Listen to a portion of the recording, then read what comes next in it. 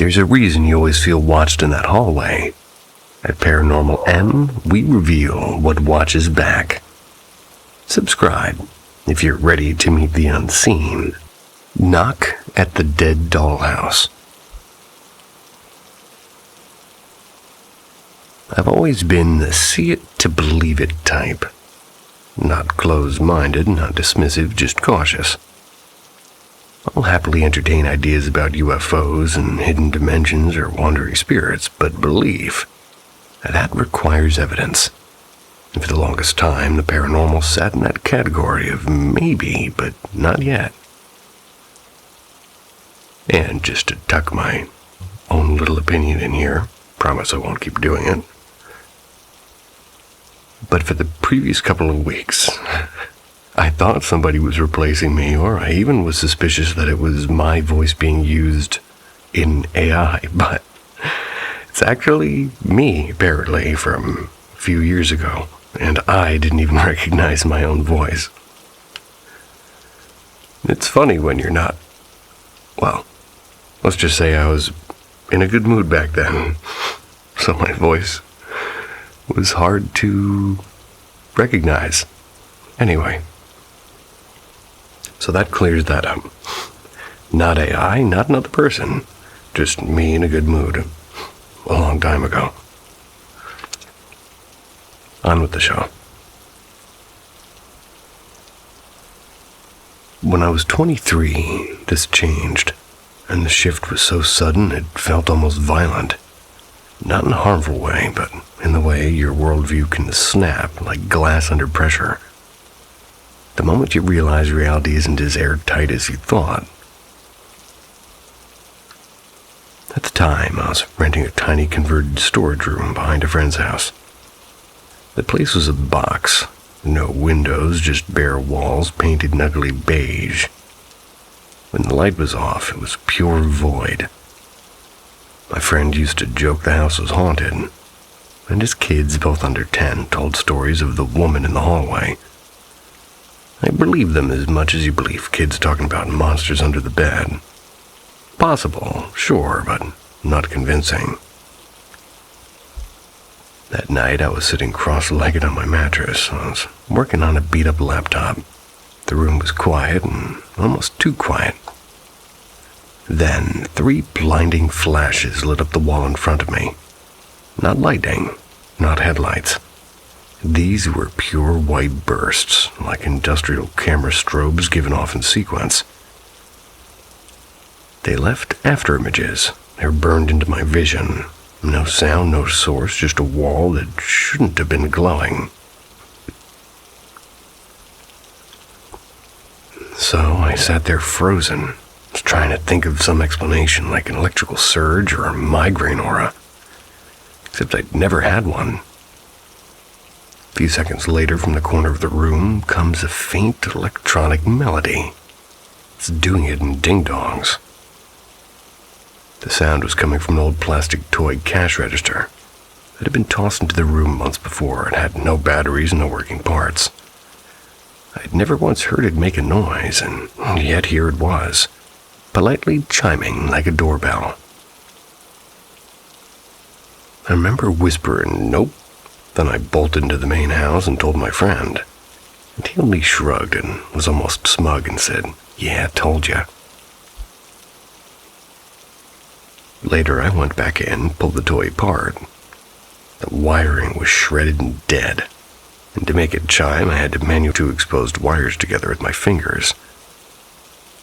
So that's a short way of saying it wasn't automatic. It wasn't motion triggered either. Something invisible had closed that circuit on its own. And that was the moment my brain rewired. The flashes, the sudden activation of a dead circuit. It all smelled of energy, not ghosts. Electromagnetism. Like something discharged a burst of power enough to produce light in the air and briefly complete an impossible connection. It was physics, but physics misbehaving in ways I couldn't file under normal. And that's the thought that stuck. Maybe the paranormal isn't supernatural at all. Maybe it's perfectly natural, just unmeasured. Maybe what people call hauntings or footprints of an energy that we haven't yet learned to track. I only needed that one night. The experience didn't give me answers, and it gave me better questions. And even now, 15 years later, the awe hasn't faded.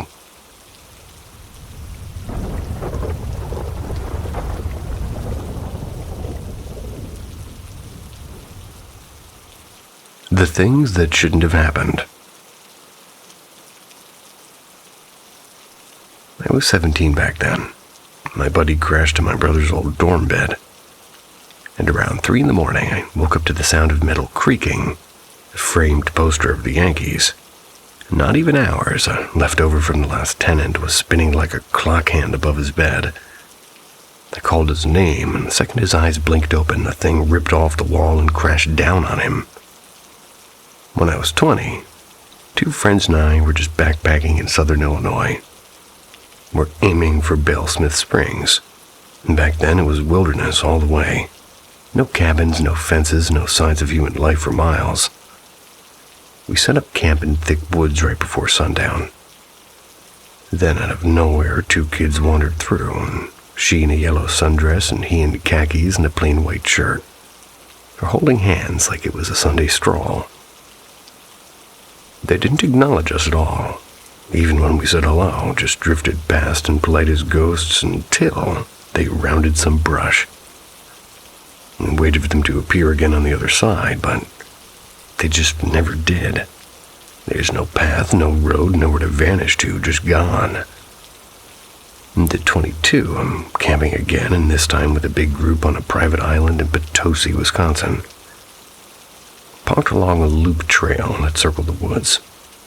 One night I drove a carload of friends down to the river for a swim.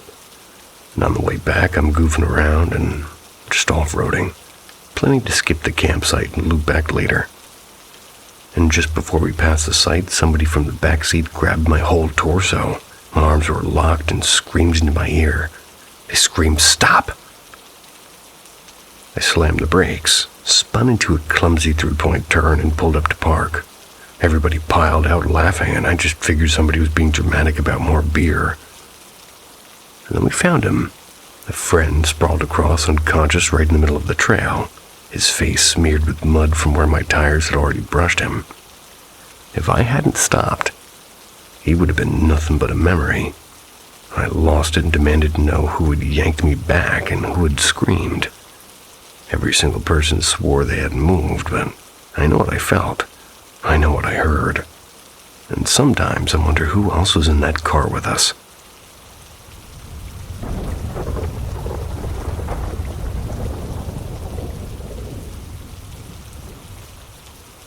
The friend called Whisper.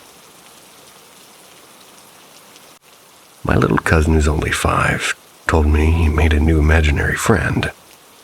He said his name was Whisper. At first, I just brushed it off, and kids come up with strange things all the time. But then something about it started bothering me. You see, English isn't spoken in our house. It's not even our second language. The only English words my cousin knows are the ones I've personally taught him. And I swear on everything, Whisper was never one of them. He doesn't watch cartoons in English, and he doesn't play English games. There's simply no way he could have learned that word. When I asked him if he picked the name himself, he shook his head and said very firmly, "No, that's his real name." And that sent a little shiver down my back. I tried to ask why his friend was called Whisper. My cousin explained matter-of-factly, because at night, he only talks inside my head. That's when he's not nice anymore. And what makes it even creepier is how obsessed my cousin has become. He talks to Whisper constantly. I'll catch him whispering into a corner of the room, pausing as if he's listening, then giggling or answering back. Whenever I ask who he's talking to, he shrugs and says, "Nobody, just Whisper." At first, I thought it was just an overactive imagination. The more I hear him having these one-sided conversations with something I can't see, the harder it is to shake this uneasy feeling.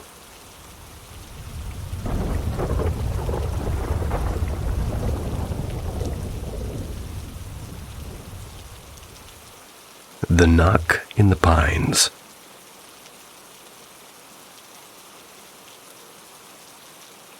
I wanted to share something that happened to me about a decade ago, an experience that still has no explanation. Around 15 in what would be 10th grade and boarding at school. Because of that, I normally had to eat lunch at the cafeteria between noon and 2. But one Friday, my mother wrote a note excusing me so I couldn't eat at my friend Daniel's house. There was 4 of us there. Me, Daniel, our buddy Simon, and Simon's girlfriend. Daniel's house wasn't far, maybe a 20-minute walk from school on the edge of town. It's tucked against a stretch of pine forest. It wasn't completely isolated, but it felt like the sort of place where strange things could happen. A long gravel drive led from the road to the porch, and the crunch of footsteps on that gravel carried clearly, so there was no way anybody could approach unnoticed. We had lunch without incident. Afterwards, Simon and his girlfriend headed out, went back toward town. Daniel and I stood in the porch long enough to watch them disappear down the gravel path toward the road. Alone, we went upstairs to his room, fired up his old Xbox.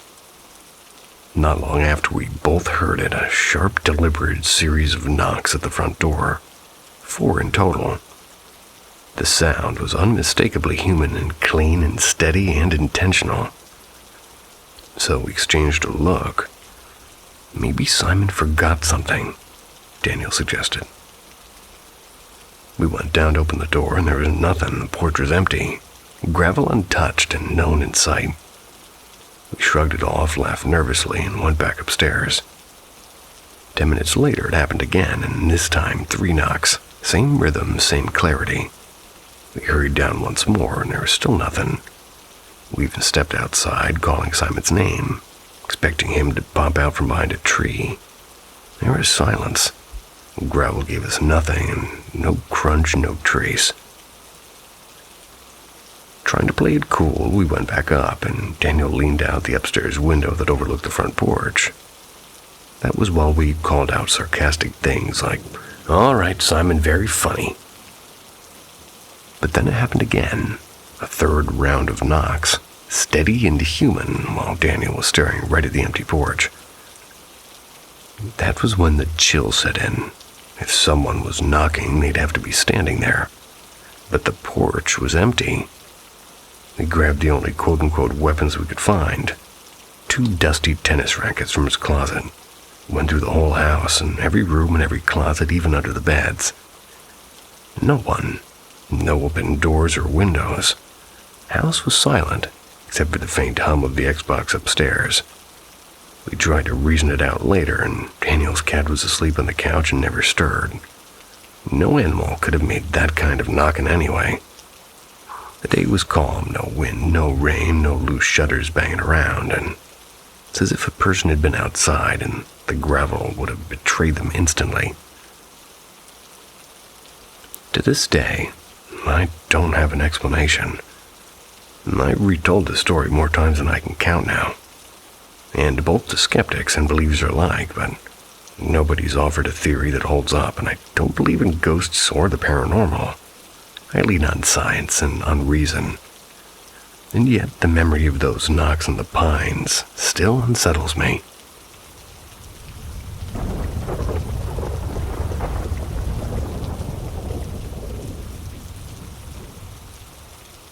The visitor at the threshold.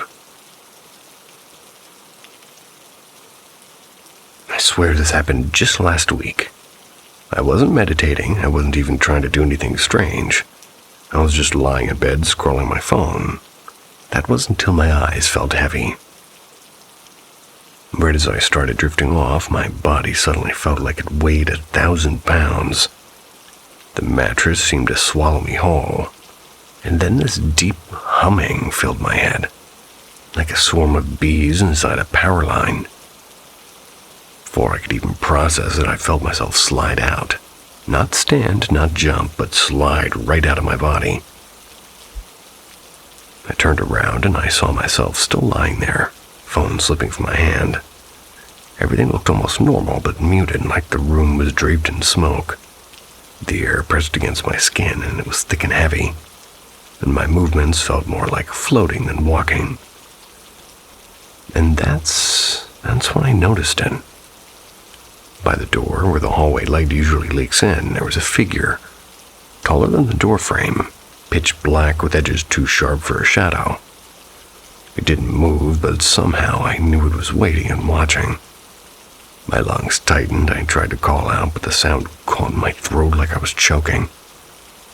Then the figure tilted its head just slightly, like it was listening to something. Or worse, like it had heard the thought forming in my head about bolting back into my body. Panic hit me like ice water. The second I slammed back into myself so violently that my chest seized up and I woke up gasping and my heart thundering. And the part that still makes my skin crawl is that door. I always close it before bed, but when I sat up shaking, it was cracked wide open. I haven't been able to sleep with the lights off since. I don't know if it was sleep paralysis or a hallucination or something else entirely, but it felt too real to just be a dream.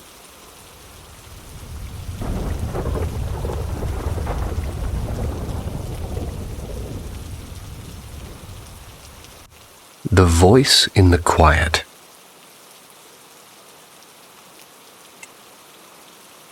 My wife died 14 years ago. She was only 30. For the longest time, I thought death had sealed every door between us. But in these past few years, since I stumbled into a deeper spiritual life, I found those doors quietly unlocking. The first time it happened was during the pandemic, when I had just become a Quaker. Quaker worship, if you don't know, it's about sitting in silence, waiting for that still, small voice of God inside you. One morning, my eldest son agreed to sit with me. He isn't much for religion or stillness. Within minutes, he was squirming and tapping his shoes against the floor. As I watched him fidget, I suddenly heard her voice, clear, warm, and impossibly familiar. It was in a different language, and, Sin ganas ni el café sabe bien. Without desire, even coffee has no taste. That was one of her sayings. It rose not in my ears, but from somewhere in my chest, as if my heart remembered her before my mind did. I knew instantly our son wasn't gaining anything by being there. It wasn't his path, and I never asked him to come again. The second moment came late at night. I was drifting on the edge of sleep when I heard her whisper my name in the room, as real as if she stood beside me. Then the mattress dipped just slightly, the way it does when somebody sits down. I opened my eyes to nothing but darkness. Yet I wasn't afraid. I felt startled, yeah, but not afraid. The most recent time was only a week ago. I dreamed I woke in her arms and we laughed together, catching up on the children and the grandbabies, and the year that had passed without her. It was all so ordinary, so casual as though time itself had been fooled. Then I realized I was dreaming, and I told her I didn't want to wake but had to.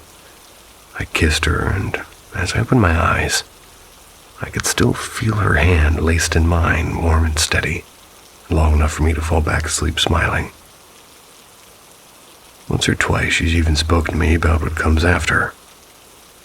She says it's hard to explain, that it feels like everyone is together and separate but inseparable, and individual and yet part of one another. A chorus, not a crowd. And so I walk on, carrying these glimpses sort of like lanterns. To me, it's proof that love is not undone by death, only altered, waiting in the quiet for us to listen.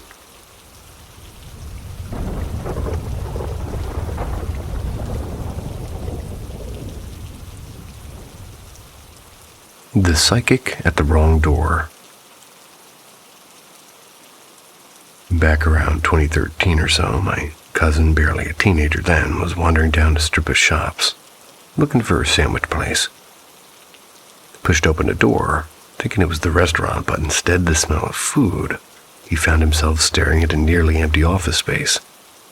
And inside that space sat a woman at a desk, calm and watchful, like she'd been waiting for somebody. Realizing his mistake, he mumbled a quick "sorry" and backed out. But before he could get far, the woman opened the door and called to him, "Come here for a moment." Against his better judgment, he did, and she introduced herself as a psychic and began to say a few strange things about him. Details that made him uncomfortable, though he brushed it off with the usual, "I don't believe in that stuff." Then before he left, she added one last instruction.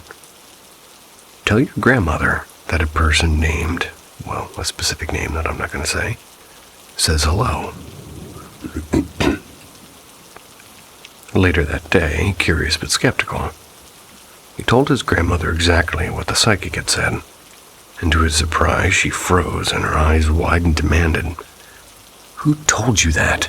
Was it your aunt or your mother or your cousin's mother?" He shook his head and said, "No, a psychic in some random office." His grandmother went pale, and she refused to explain and told him to leave her alone. Still unsettled, he asked my mother-in-law about the name, and she too looked rattled and asked the same questions, and when pressed, finally gave in.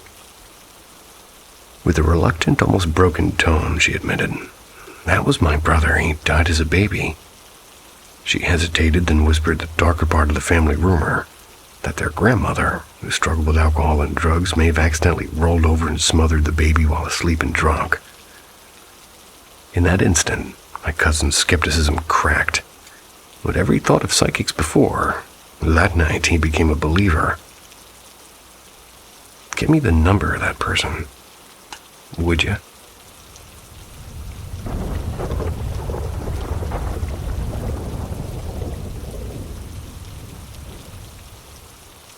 The Boy on the Stairs. I must have been 10, maybe 11.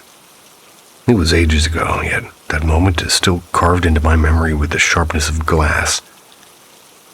I've asked myself hundreds of times if it was my imagination, but no. The setting was too ordinary and the mood too calm and my mind far too healthy to excuse it away like that. It was a regular afternoon. My mother, my younger brother, and I were getting ready for a trip to the park.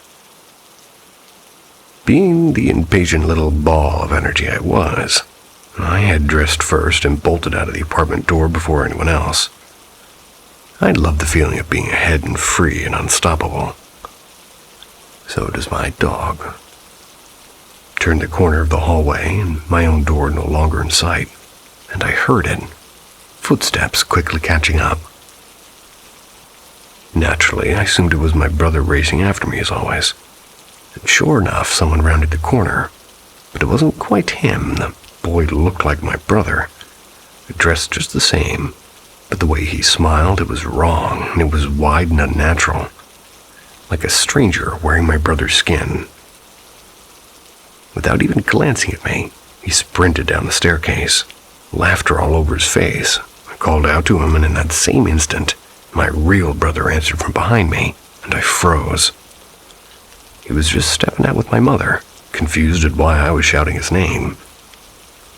I demanded to know if they had seen the other boy, the boy who looked exactly like him. They only shrugged, offering no answers I could trust. And that was the first of many strange encounters in my life, but perhaps the one that unsettled me most.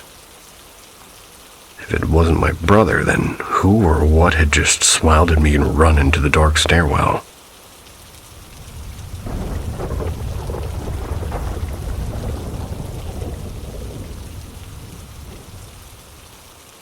The Door in the Dark. She passed away last year in the kitchen. A narrow room with a sliding door that always seemed a little bit too heavy to close. And after her funeral, I dreamt of her. In the dream, we were lying side by side on my bed, the way we often did when I was younger. Everything behind her was swallowed by pitch black. It was only her that I could see. For a long, silent stretch, neither of us spoke, and Finally, I whispered, "Mom, I miss you." She didn't answer, and instead she placed her hand on my shoulder, shaking me in this strange, jerky way, almost playful but unsettling. Then she let out a sound, not words, not a laugh, just a noise that made my stomach twist. It felt like she was trying to frighten me. I startled awake with my heart racing. I begged my brother to sleep in my room that night.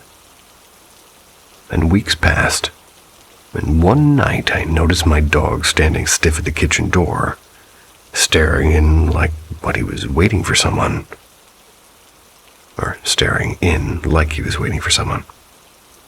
And a few seconds later he turns away, and other nights, though, he growled and barked at the same door with his hackles raised, as if he knew something was there that I couldn't see. Then my grandmother, who lived just next door, told me something that made my skin crawl. She said my mother had been making her presence known.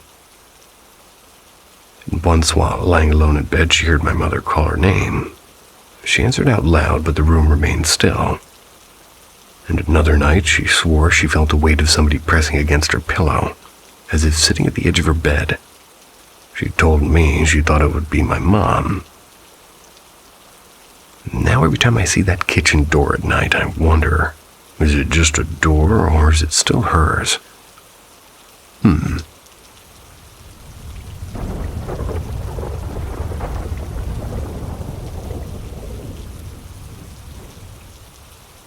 A dream of small differences. When my little girl was just 18 months old in February of 2024, everything fell apart in a single night. She collapsed, and by the time we reached the hospital, she was fighting for her life. She spent 5 long days in the ICU, her tiny body hooked up to machines, and none of us knew if she would ever open her eyes again. Against all odds, she pulled through, but when the scans came back, they showed that part of her brain, the area near her brainstem, it had been irreversibly damaged. And about a week later, while my husband stayed overnight at the hospital, I took our other daughter back to that small apartment that we'd rented near the ward. That night, I had one of the most vivid dreams of my life. And for context, I don't drink much, and I don't smoke, and I don't use drugs.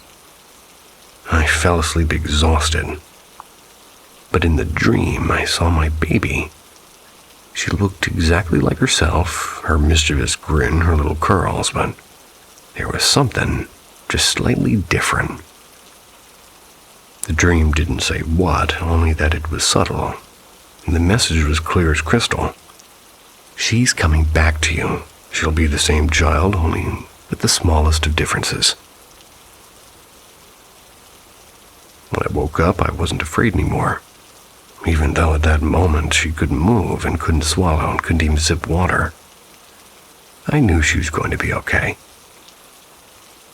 2 months later, we walked out of the hospital. She was eating mashed fruit and drinking thickened juice and dragging herself across the floor with stubborn determination. Fast forward a few months. She's walking on her own again, and at her neurology follow-up, the doctor froze mid-sentence when she saw my daughter stride into the room. She admitted wide-eyed that this was far beyond what she had ever dared to hope for. It wasn't just recovery, it was a miracle in motion. Now it's September 2025. My daughter's 3 years old, and she had every kind of developmental assessment like speech and cognition, fine motor skills, and gross motor skills. She's exactly where she should be for her age in everything except gross motor skills. She's still learning to jump and to climb and to balance on one foot and to pedal her little tricycle. But otherwise, she's right on track. And tonight it hit me like a wave, like in that dream, which was more than 1.5 years ago at this point. It was true. I did get my daughter back. And she's the same, her spirit untouched and her joy intact, just with one small difference.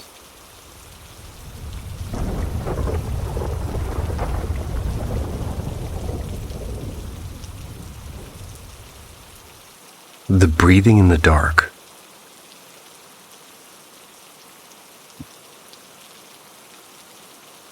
I've gone back and forth for months about posting this.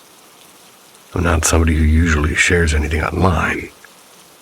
I'd much rather just watch silently from the sidelines. But this memory won't leave me alone. English, it is my first language, so forgive me if some of this sounds odd. The night it happened, I immediately typed everything into my notes app. That phone has since been lost. So here I am, trying to piece it together purely from memory. A few months back, I went with my boyfriend, a 27-year-old male, to visit his hometown, and we went to stay at his parents' place. It was my first night ever sleeping under their roof, and his childhood wasn't really easy. His father had been a violent drunk, and though I won't spill all the details that aren't mine to tell, I'll just say my own history with men like that, well, it was ingredients enough to make me a bit nervous. I had met his dad once before. Everyone was polite and civil, but I tiptoed around, careful not to stir the air. That night after dinner, my boyfriend and I crashed in his old bedroom. It's a small space, just a bed and a narrow armchair sort of shoved against the wall. We were exhausted, and we fell asleep pretty fast. Sometime in the middle of the night, I shot awake, my chest hammering. I didn't move, I just stared into the pitch black, absolutely certain someone was in the room. The air felt occupied, and I could hear the floorboards shifting, and the particular groan they make when holding a person's weight. And worse, I heard breathing, heavy male breathing, just standing there near the door. My stomach dropped, and my first thought was that it was his dad that had stumbled in, drunk and looming. I lay frozen, waiting, imagining if I'd have to shove myself between them and maybe a fight was going to break out. Imagining if he'd turn on me instead, and after what felt like forever, I whispered to my boyfriend, barely moving my lips. I thought someone was in the room, I told him. Half asleep, he muttered there was nobody there. I begged him to at least turn on the lamp. The moment he clicked it on, the sound vanished. The room looked perfectly empty. Just peeling wallpaper in the shadow of that armchair. No footsteps, no breathing. It was like a channel had been switched off. He pointed out that if anybody had come up, we wouldn't have heard the creaky staircase, and the door was still shut tight. He turned the light off and drifted back into sleep. It took me a long time to unclench, but eventually exhaustion pulled me under again too. And the strangest part came later, when I told my mom. I expected shock, and instead she barely reacted. She just said that she and my grandmother had both experienced the same thing, hearing a man breathing in the dark. And this is where it sort of knots together. My grandfather, her father, was also a drunk and also a violent man. And I don't believe in ghosts, and I don't suffer from sleep paralysis, but this was a different thing altogether.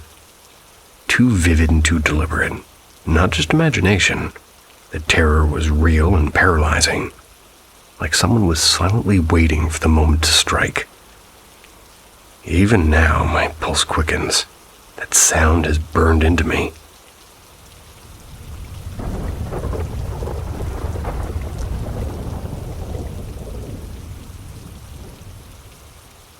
The thing that outran sound.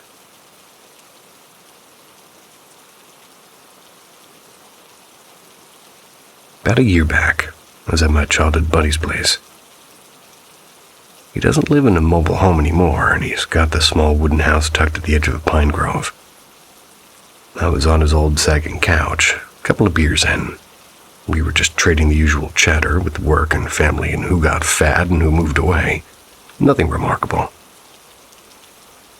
When it got late, I finally stood up and said, "All right, man, I'm out. Gotta drag myself to work in the morning." He laughed and said something like, "Yeah, same here." He walked me to the door, and that's when it hit me. This sudden, gut-deep sense of dread, like somebody just dropped a block of ice down my spine. The second the front door opened, that feeling seemed to triple. My car was parked right out front, gravel driveway, headlights catching a shimmer of pine needles. And as I stepped out, I heard or maybe felt something, like a shift. Rustling and breathing. Could have been a stray cat, maybe a raccoon nosing around, but it felt bigger than that, and closer, like it wanted me to know it was there. I told myself, don't look, don't let it know you're afraid. So I walked steadily, like nothing was wrong, straight toward my car. I reached for the handle and lifted my eyes, and that's when I saw it. At first it looked human, like a figure, but before my brain could even process it, the thing moved. Not like a man, not like an animal, faster than sound, faster than thought.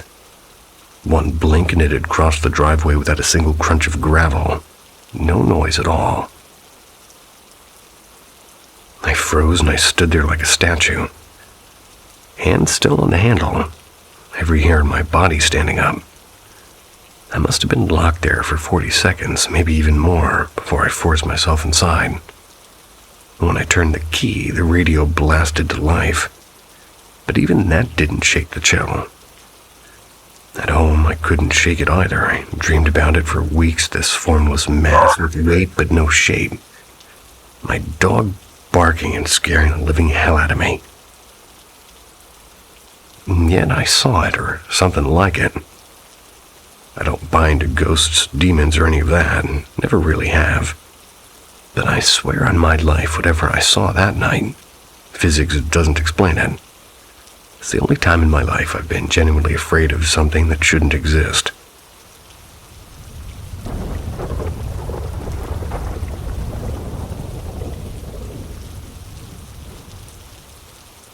The Shadow with Wings.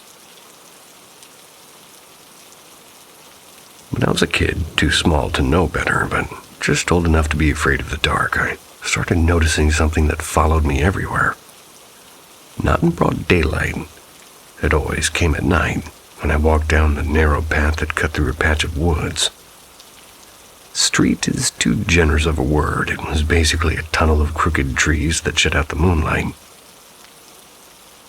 At first, it felt like dozens of unseen eyes glaring at me from the branches.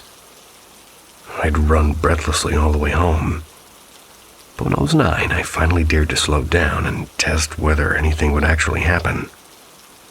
That's when I realized it wasn't many eyes. It was just one presence directly behind me.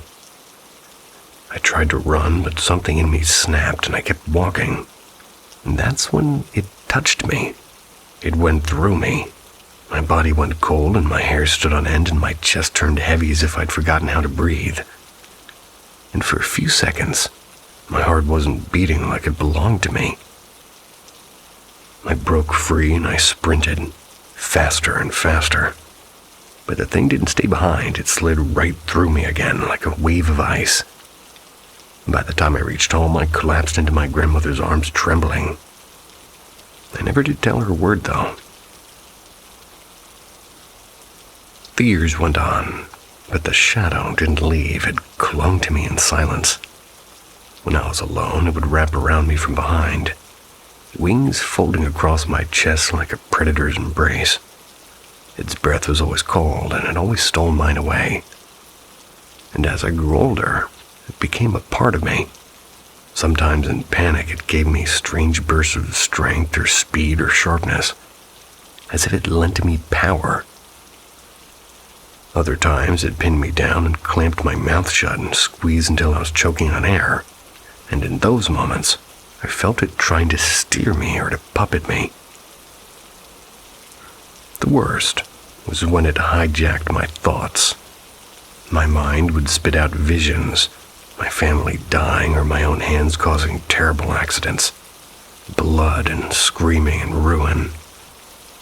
It was like somebody was painting nightmares directly onto my brain. Eventually, I became numb. Real crisis felt dulled, almost boring compared to the horrors it had already rehearsed for me. Still, the shadow wasn't always cruel. Once in 7th grade, I was cornered by a boy who thought hurting me was entertainment. He swung a metal rod at me. Pain exploded across my shoulder, and the shadows surged inside me like a storm. The world went black and soundless. And then, without thinking, my right arm moved, and my fist drove itself into his stomach with a force I didn't know I had. He collapsed, just gasping. I stood there, pretty stunned, realizing it wasn't me who had thrown the punch. So here I am years later living with it, a shadow with wings, sometimes protector, sometimes tormentor, always there and always waiting. Sounds like family.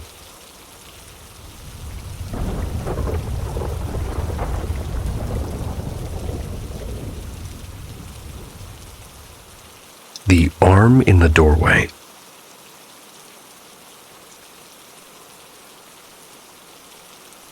For a little bit of a quick background, I'm a 21-year-old female, and I'm living with my mom, my grandpa, and my grandma, and 2 troublemakers, a dog and a cat. My grandma has frontal lobe dementia, which is gradually getting worse, and while she's always been sharp-tongued and mean, the dementia adds gasoline to the fire. She can be abusive, especially toward my mom, and a couple of weeks ago, things seemed to escalate. It started when my grandma completely snapped, and slapping and scratching and even spitting at my mom. The social worker told us to call 911 if this happened, and well, we did, and spoiler is the cops basically shrugged and left. That quote-unquote fight dragged on for nearly 3 hours before things finally calmed down. Meanwhile, I'm trying not to have a full-on panic attack while my dog and cat were practically glued under me, shaken from the noise. And for extra context, my grandma is a very religious woman, Bible always in hand, but living with her feels like, well, a bit less like holiness, let's just say, and a bit more like purgatory. My mom and I are convinced our house has something else in it too. Spirits or ghosts or whatever label you prefer. Later that night, after Grandma had made peace with my mom, her words, not mine, I was stretched out on my mom's bed, dog in my lap, cat on my chest, TV humming in the background. Mom was at her desk, back to the bedroom door, which was propped open with a little stopper. Suddenly we heard the click, like the door slipping free, and it began to close. I stared at it for maybe 7 or 8 seconds. I was frozen. And then I saw it, a black shadowy arm with a gray aura shimmering around it. It was curling halfway around the door, pulling it shut. No fingers, no details, just the slithering shape. The second it closed, though, the arm slid back and vanished. My dog jumped up, barking at the empty space, so I know she saw it too. Mom and I rushed out, but my grandparents were both in their room down the hall. I asked my grandma if she'd been in the hallway. She hadn't, and her response was, "I'll take care of it," which didn't exactly make me feel better. The next morning, I woke up drowning in the deepest depression I'd had in years. Couldn't even leave bed until late afternoon. Mom finally dragged me outside, and I felt lighter instantly. While we were gone, Grandma smutted the house. When we came back, though, the atmosphere felt wrong, like something heavy sat on the walls. The next day, still miserable, I asked Mom to try. She smudged the house while Grandma was out, and suddenly the air felt clear, and the weight lifted, and my depression eased, and since then, nothing else has happened. But I'll tell you this much, I wasn't hallucinating. Whatever that arm was, it was real.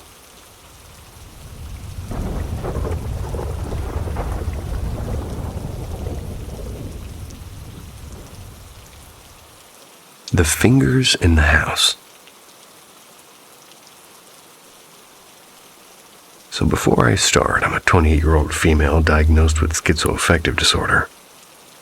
Most of my experiences are auditory, things like phantom radio music or muffled voices from the quote-unquote next room. And that's when the house is dead silent. Meds have helped with those, but this one thing hasn't gone away, not even once. The weird part is it doesn't behave like a hallucination. I'll explain. My visual stuff is usually fleeting. Dark blotches that vanish if I blink, or shadows that melt as soon as I focus. But this, it's more like something's actually there, and it doesn't move or speak, and it just appears. And the only part I've ever seen are its fingers.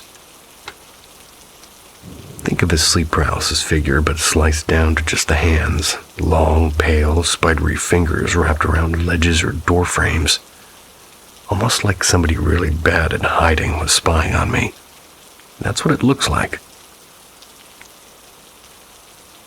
It started in 2020, a few months after moving into my townhouse. Brand new construction, no history, no previous owners, and I remember thinking, new house, new start. Well, yeah, about that. Here are the times I've seen it, clearer than I'd like to admit. One being the office door. I played working at my laptop and the door was slightly open, and out of the corner of my eye I saw fingers curling around the edge. Turned on the desk lamp and psh, gone. Two would be the bathroom mirror. One night, brushing my teeth, I glanced at the mirror and I saw fingers hooked over the shower curtain rod, as though something was perched inside the tub waiting.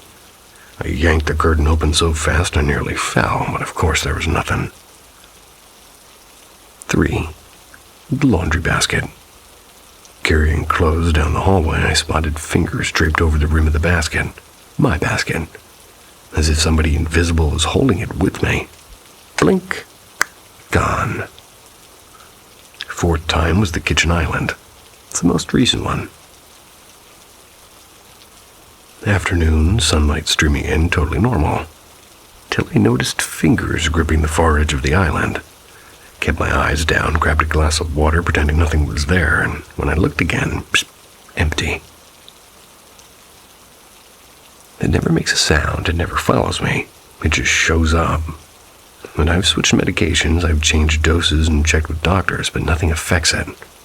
And because it only began in this house, I've started wondering if it's just if it's not just my brain. Maybe it's something else, like a fae or a spirit or whatever label fits. Something that likes to peek, surely. I know how crazy this sounds, but it's always the same. Fingers too long and too thin, curling over ledges where they don't belong. And if there's a body attached, I really don't want to see it. I feel you.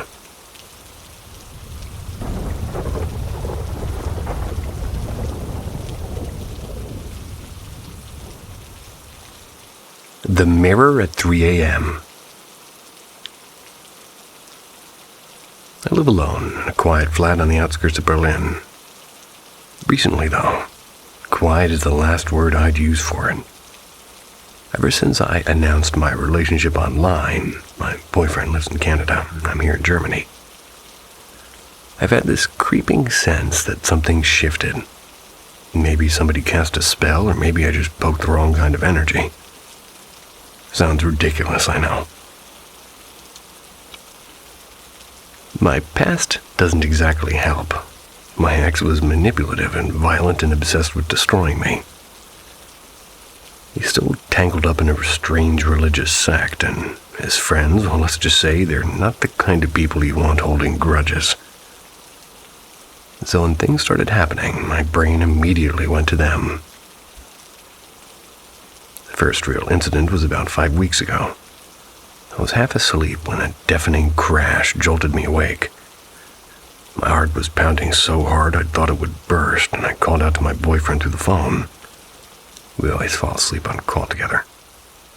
But there was no response, which was weird, and he's the lightest sleeper alive. He usually wakes up if I so much as roll over. I looked at my phone. Exactly 3 a.m. Not a minute before, not a second after. Exactly on the dot.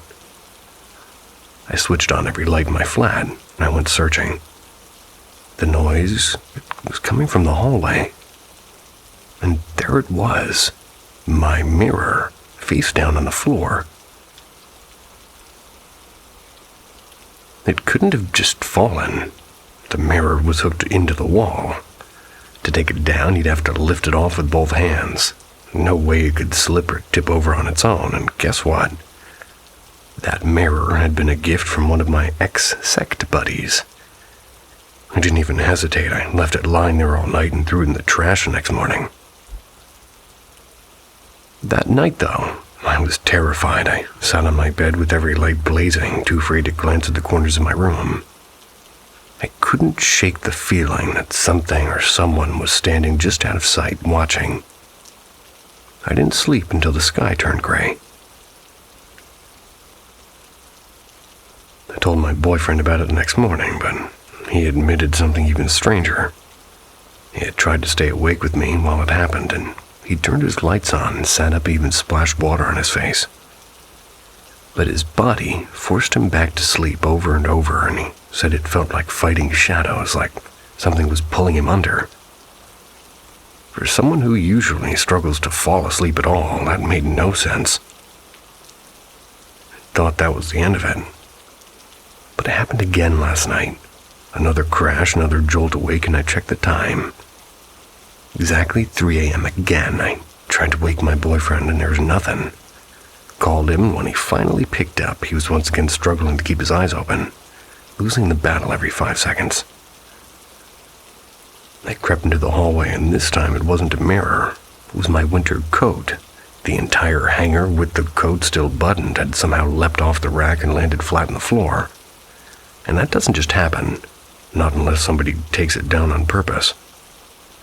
And I'm writing this at nearly 4 a.m. with all the lights still on. Maybe I sound like a lunatic, and maybe I'm paranoid. But twice, at exactly 3 a.m., things have fallen that shouldn't be able to fall. And twice, my boyfriend has been dragged into some unnatural sleep at the same time. If it's all in my head, then my head is a terrifying place to live.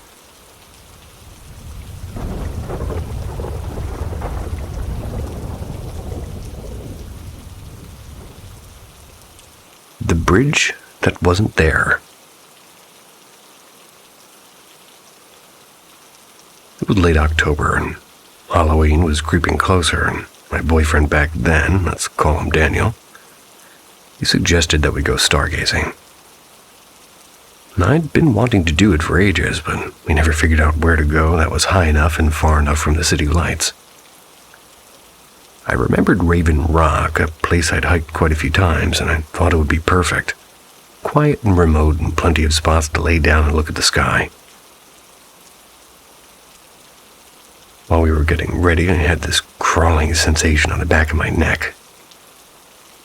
Nothing specific, just a warning itch, and I brushed it off, and on the way there, I decided, for reasons unknown even to myself, to play in the pines.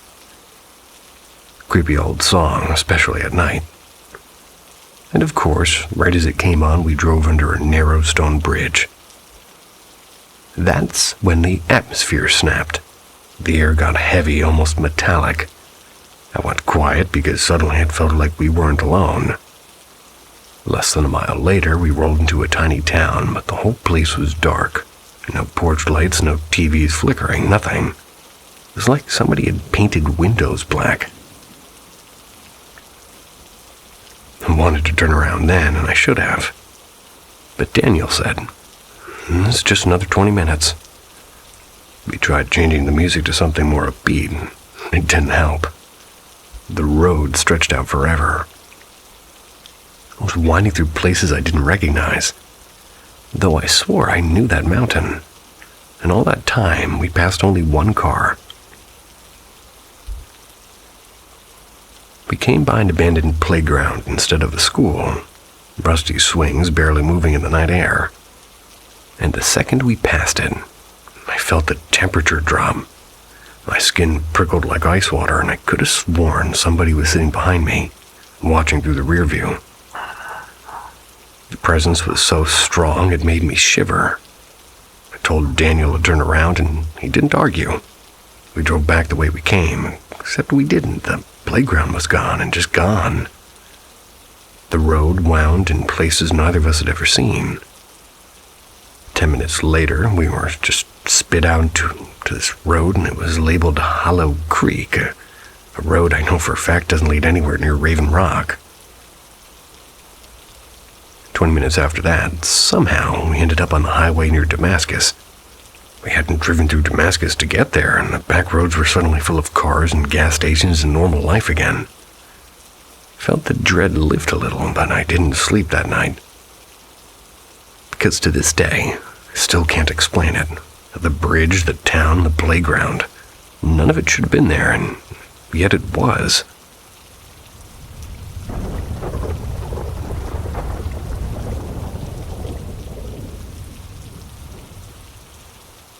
The Night Visitor.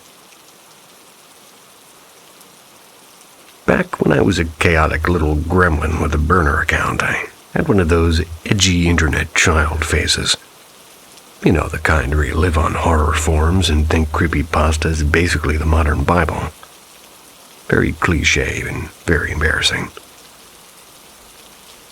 Now on this site, people made accounts pretending to be real characters, and most of them were obvious fakes, like poorly written OCs with pixelated profile pictures, but for some reason that didn't stop me. So being about 12, and extremely gullible, I DM'd one of these quote-unquote official accounts, and shockingly, we actually talked.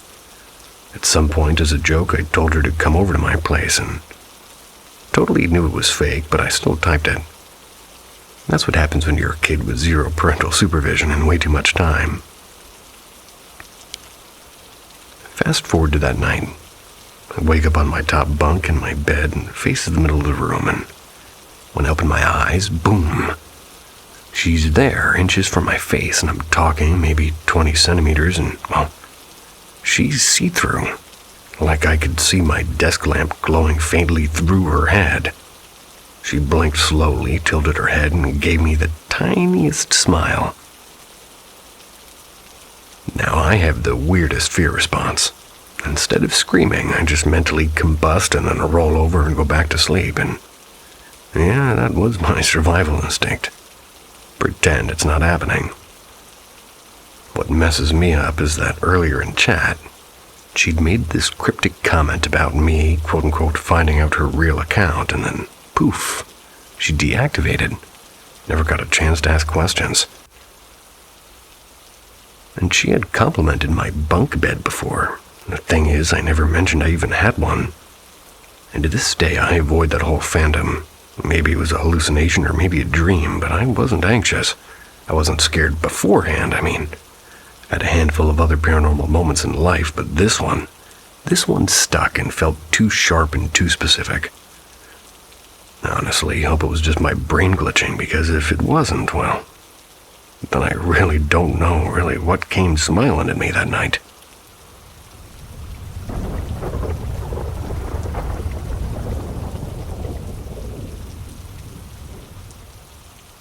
Laughter in the dark.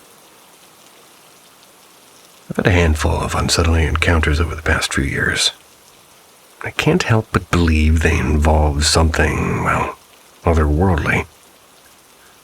I work the overnight shift in a group home for adults with intellectual disabilities, and when the world outside is quiet, the house isn't always as empty as it seems. Sometimes, sitting in the living room, I suddenly feel eyes on me.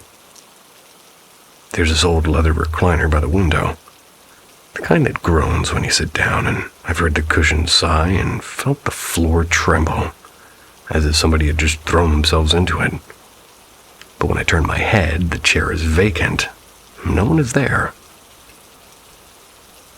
Other nights, I've caught a flicker of movement, the shape of somebody peeking around the hallway corner. Just enough for my brain to register before vanishing. I'll check on our residents, and both are sound asleep. Then they're breathing steady. Once, the entire living room floor shivered as a heavy pound sort of echoed from the basement. It was like fists slamming against the ceiling beams.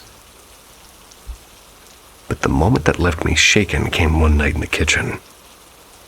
I was making a sandwich when something darted past me. A figure running down the hallway just on the edge of my vision. My stomach dropped and I froze, pretending not to notice.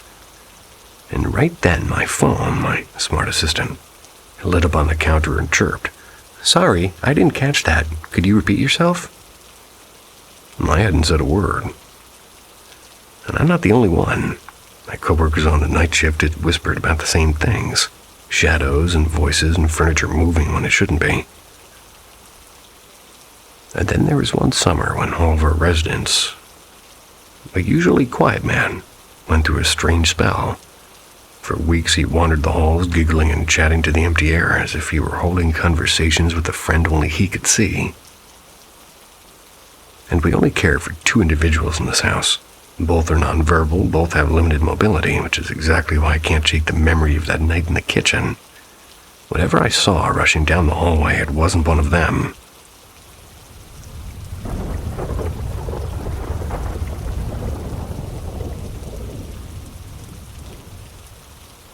Footprints in the ice.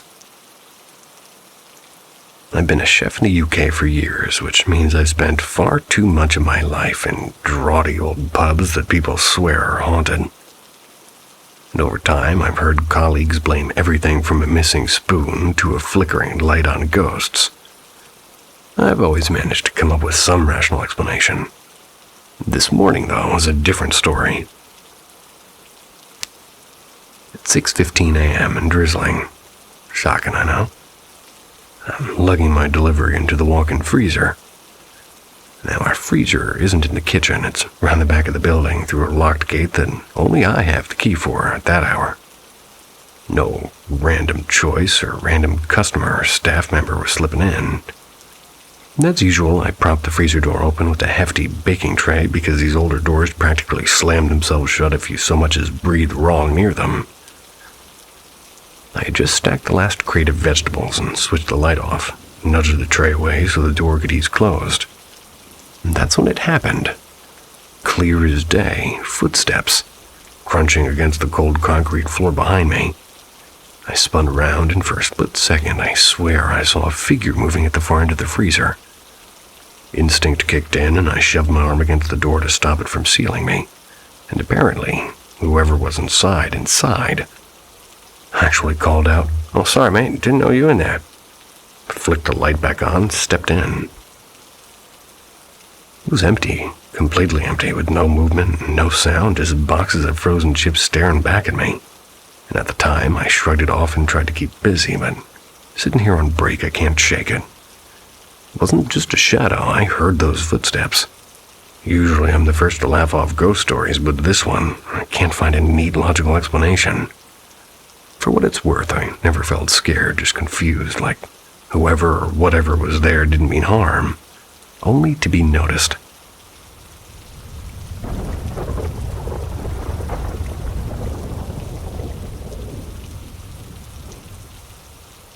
The Tattoo Parlor Echo.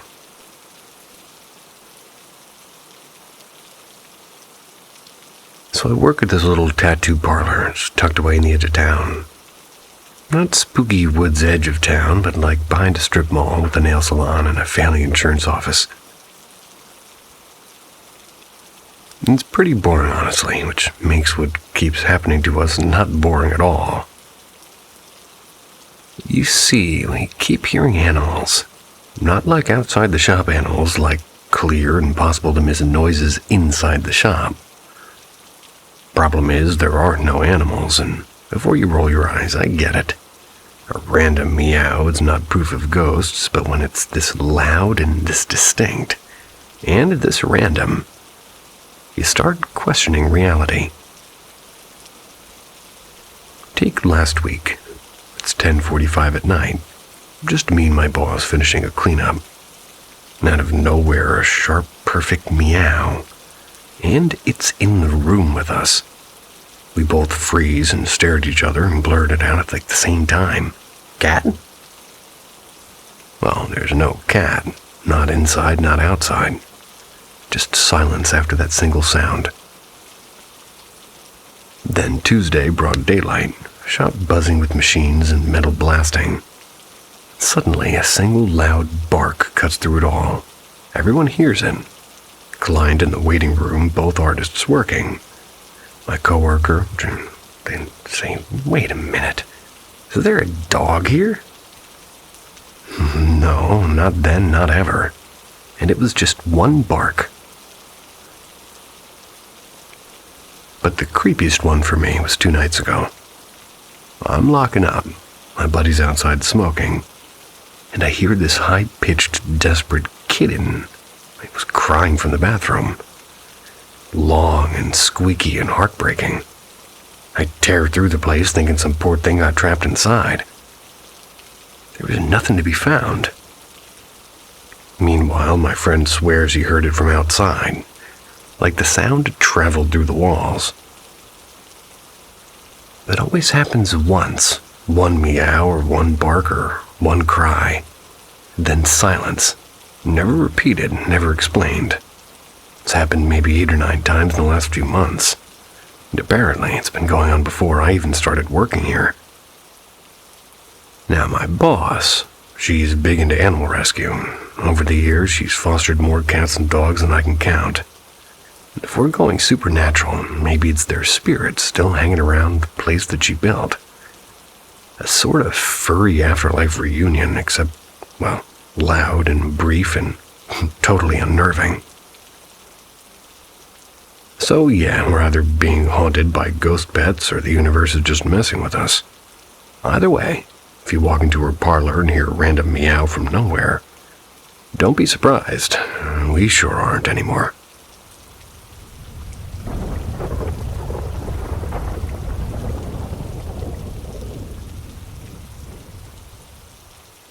The thing with the bull ears.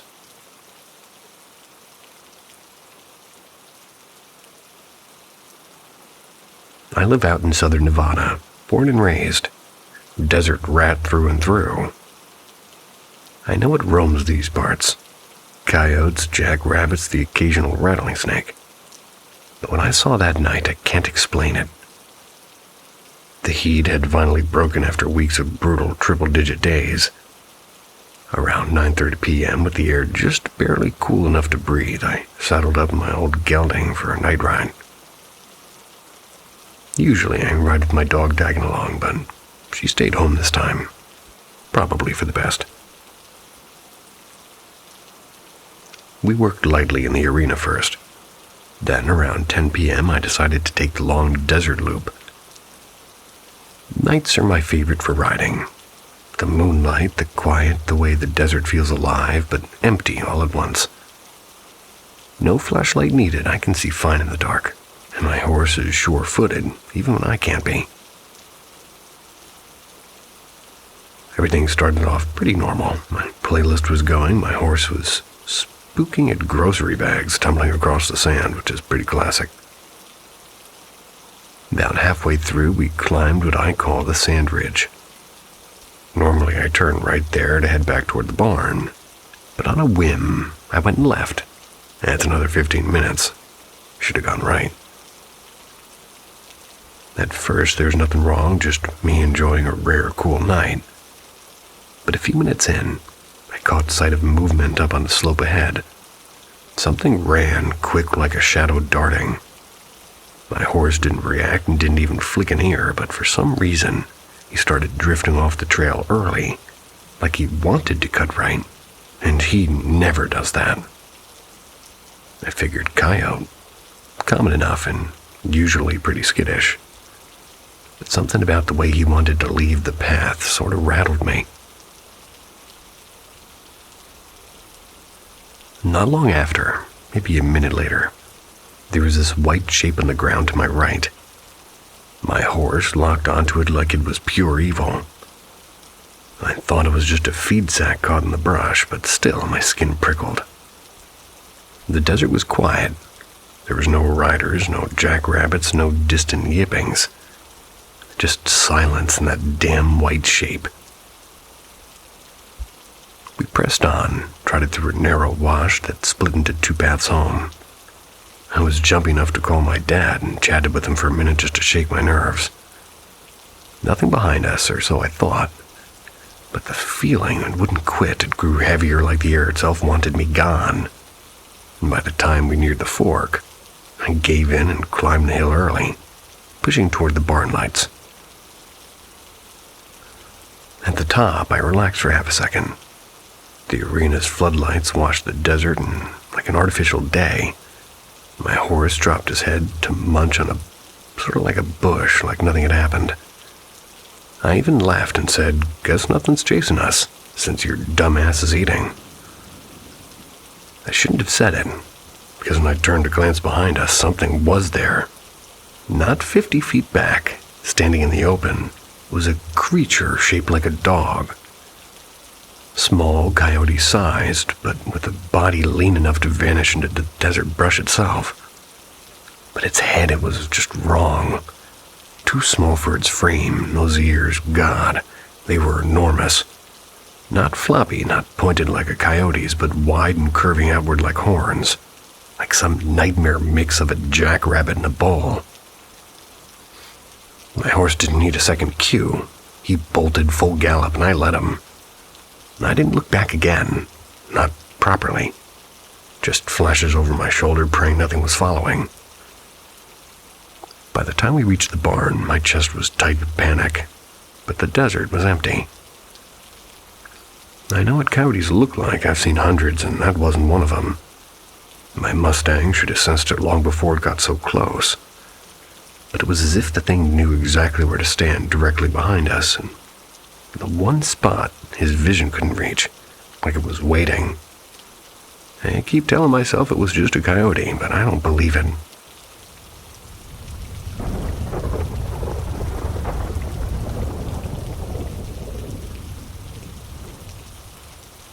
The thing in the dark. Honestly, I can't tell if this was sleep paralysis or if I ran into something I wasn't supposed to. I've always suspected that my apartment has something in it. But this was on a whole other level. I was drifting off, half asleep. Maybe fully under, I couldn't tell. When suddenly my jaw snapped to the side, hard. Not once, but again and again, like invisible hands were twisting my head. My body jerked against it like I was fighting underwater. I couldn't break free, and in my mind I was screaming, "Let me go, get off of me," over and over. And then, just like that, it released me. My whole body collapsed, limp and useless. The moment I could move, I bolted upright, gasping, with tears already running down my face, and I don't remember deciding to cry. It just seemed to pour out of me.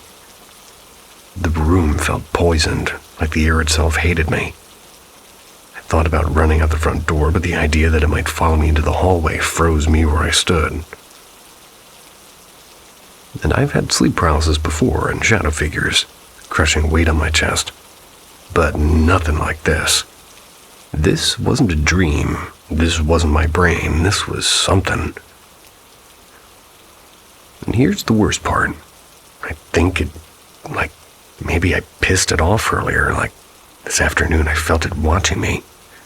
So I told it out loud, "Get out of here."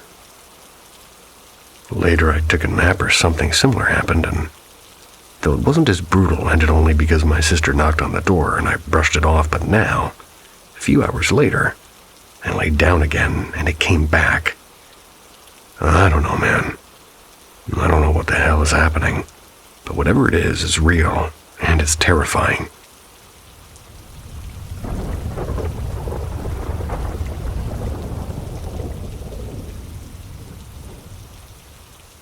The whisper in the study. It began with small, almost polite disturbances. Motion-activated lights kind of sparking awake at odd hours. The sound of footsteps in empty rooms. The unmistakable sensation that we're not alone. My wife felt it, and I felt it. Even a visiting friend who had no idea of these happenings walked away shook. The disturbances, they seemed to build like an orchestra tuning up. And this one night in particular, I awoke to something brushing against me. It was subtle and deliberate. And, mad as it sounds, I swear I once felt a tongue where no tongue should ever be. Yikes. Terrified, I threw myself into a cleansing ritual, calling on every protective practice I could, and oddly enough, that terror set me on a spiritual path I hadn't expected. I began studying meditation, practicing divination, and eventually joined the Rosicrucian Order, the AMORC. But the strangest part of this journey has not been the waking experiences, it's the dreams. Once I dreamed of an empty house. Outside the window stood a Union soldier from the 1860s, middle-aged, uniform pretty ragged, and he smiled at me. A smile too sharp and too knowing. But he could not cross the threshold. My wife's dreams were darker. She once dreamed of a spirit pressing her down and strangling her, only for her to break free and find a man with a knife waiting. The spirit, she realized, had not been her enemy, but her warning. Things are calmer now, mostly, except in my study, the room where I meditate, where I did my first Rosicrucian initiation. There, the lights flicker on by themselves in the small hours, as though somebody's browsing my books, and it feels not hostile, but almost companionable. Companionable. I thought I was going to get stuck on Rosicrucian, but I got stuck on companionable. Who'd have thought? But then came the dream after my initiation. Half asleep, half something else, a whisper, close and low, and I wanted to... said something like this anyway. I want to be you.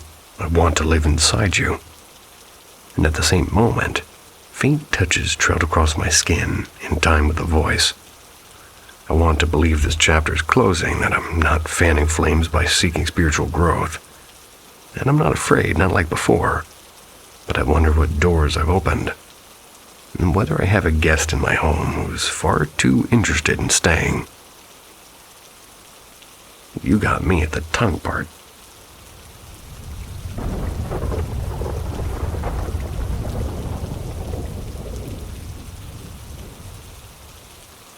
When the candle lit itself. The earliest memory I have is from when I was about 5. I'm sitting cross-legged on the carpet of my bedroom alone. I was always alone, being an only child. My little TV sat on a stand by the door, and I was staring absently at the wall beneath it when the knocking started. Heavy, deliberate knocks. Not on the door, but from inside the closet behind me. I froze, and after a moment I stood open the closet and found nothing but hanging clothes and a shoebox of toys. So I sat back down. There was silence. Never knocked again, at least not until years later. I was 8 when the next strange thing happened. My neighborhood in North Carolina was one long road with rows of houses like soldiers on parade. At the far end, a break in the trees opened into an abandoned pasture that looped back toward my backyard. Behind our fence was a patch of grass and a circle of oaks. My secret hideout. That summer afternoon, I was crouched in the grass pulling up wild onions. My cat was beside me when a voice behind me said, "That's my kitty." I turned, and a little blonde girl in a pale yellow dress, maybe 6 years old, stood there pointing at my cat. "No, she's mine," I answered. "She's mine," the girl insisted. Something in her smile made my stomach twist. My cat had a very particular name, and when I told her that, the girl nodded and said, "I know." And she reached down, stroked again, and turned and walked toward the pasture. I blinked, looked back at my cat. When I turned again, the girl was gone. Not hiding, not running, just gone. I searched the field, the trees, and everywhere, and there's nothing.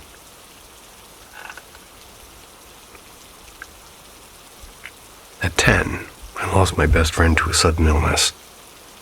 She was 11, and I had stayed at her house the weekend before that. Next morning, she was gone, and she was the only person I'd ever confided in about my strange experiences. 2 months later, she came to me in a dream, and I'm sitting at a wooden table in the woods when the forest felt completely silent. And there she was, walking toward me. We sat together for what felt like hours, and she told me she was safe and that it was time for her to go. She stood and smiled and walked away, and as she faded into the trees, her voice, loud, clear, and impossibly real, whispered my name. Whispered it right into my ear and jolted me awake. I ran to check on my mom and dad. They were asleep. No TV, no trick of sound, just her. She visited me many times in dreams since, though now I only see the back of her head as she slips farther away each time. 12 years had passed since she died, and yet only a few months ago, her childlike voice broke through my SB7 ghost box, calling my name again. As I grew older, the activity in my house only intensified. My parents had their own experiences and never dismissed mine. We even held seances together in the kitchen. 2 woman spirits were regulars there, laughing softly in the dark. And once, just after midnight, I heard the sound of a war movie. Explosions and gunfire and shouting. It was coming from the living room. When I went to check, the TV was stone cold dark. Another presence, the old man spirit, revealed himself as the one who knocked on my closet all those years ago. He rattled doorknobs, tapped on my window, and lingered outside in shadows. He never felt cruel, but maybe a bit curious. Not every visitor was kind. There was the watcher, not human, not kind, just other, I guess. I felt it standing in the hall at night watching, and one evening in my mother's vanity mirror, caught its reflection rushing past, and a solid black figure, and tall and faceless, not visible to my eyes, only in the glass. I chased it, told it to leave, and afterward cleansed the house with sage. During a ghost box session that followed, the voices went silent until only a male voice finally broke through. "Because you told us to go." There were darker moments, too. Like a guttural growl erupted once, right behind my shoulders. I leaned down to pet the dog. My mother heard it, too. Moments later, a candle flared to life without being touched. And one morning after rain, I glimpsed something brighter, like a ball of light hovering above the grass outside the lattice door, shimmering like a star. By the time I ran outside, it was gone, and I still believe it was one of the Fae. Over the years, the experiences have only multiplied. Voices, shadows, lights, scratches, and whispers. The spirit world has been stitched into the fabric of my life literally. Not distant, not foreign, just closer than most people dare to imagine. Stay awake. Never fear the unknown.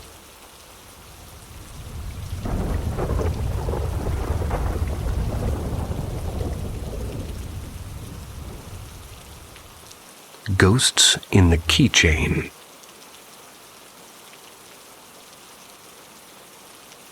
For the past 3 years, I've been walking in and out of strangers' lives, 2 homes a day, every day, photographing properties for different real estate agencies in Madrid.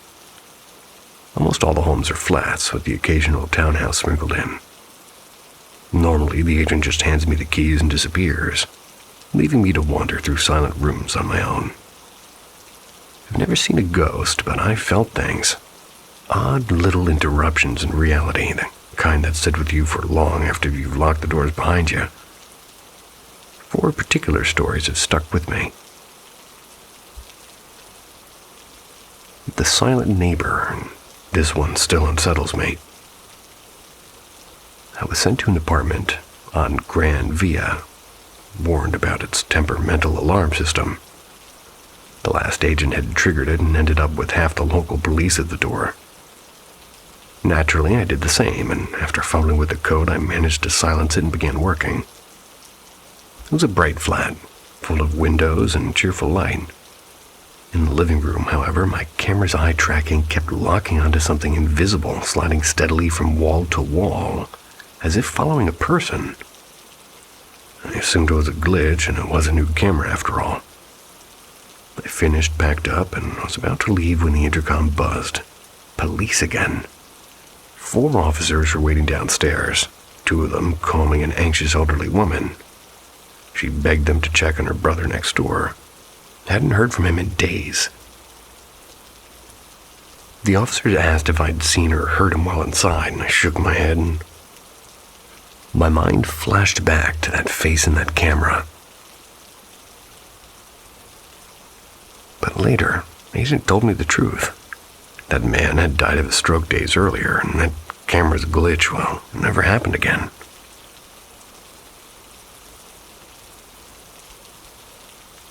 The painter's flat.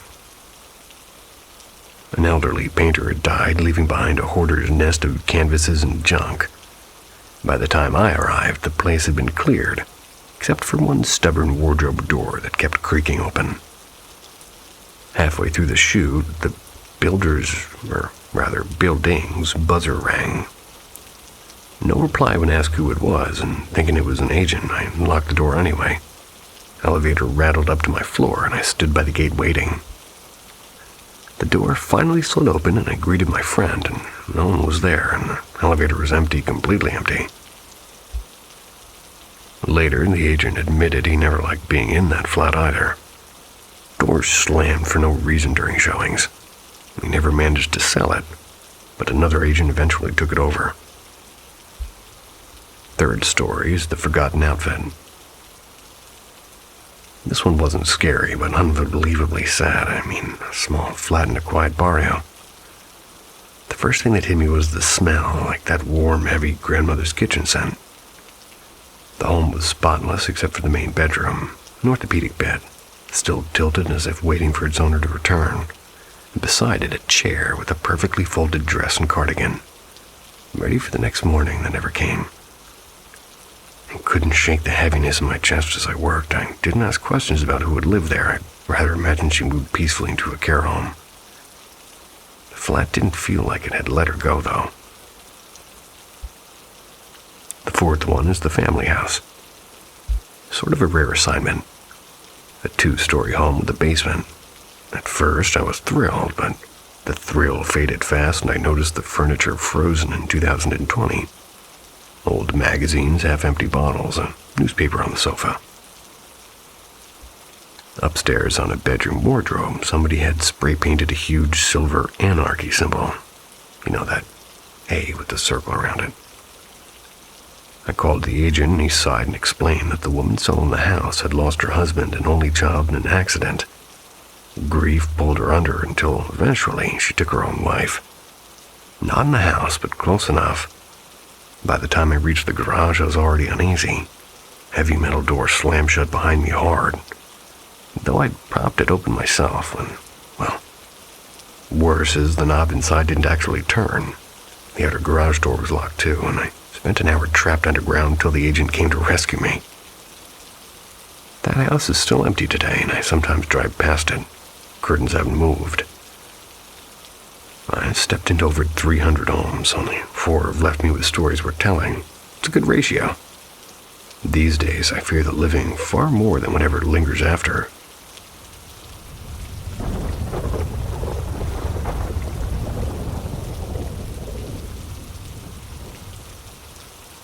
The Rooftop Stranger.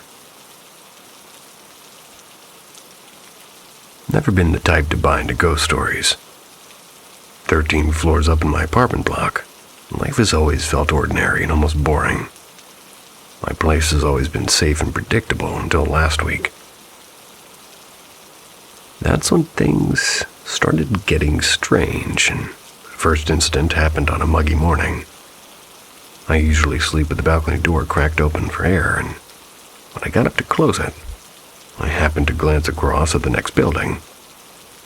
From my spot, I can see the rooftop clearly. And that's when I saw a figure. It wasn't a person, at least not in the usual sense.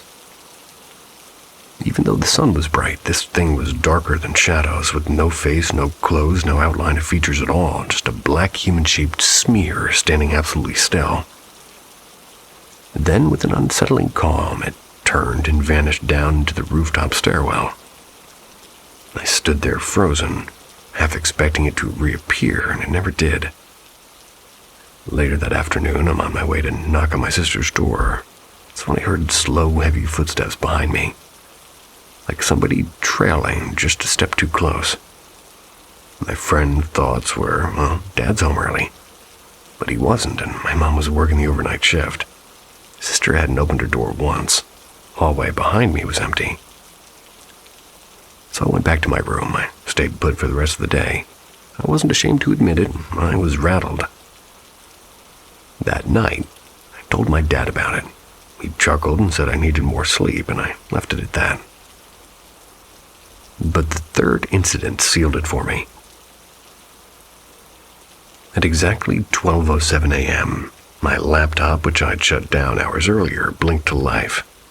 The screen glowed with the desktop, the clock in the corner reading 12:07. No update, no movement, no reason. A minute later, the screen went black again. I sat in silence, staring, waiting for it to power on once more, and it didn't. There's been no direct threat, no hand on my shoulder, no whisper in my ear. But I can't shake the feeling that something's wrong, that someone or something has noticed me. Now every time I slide my balcony door shut, my eyes wander back to that rooftop, just in case.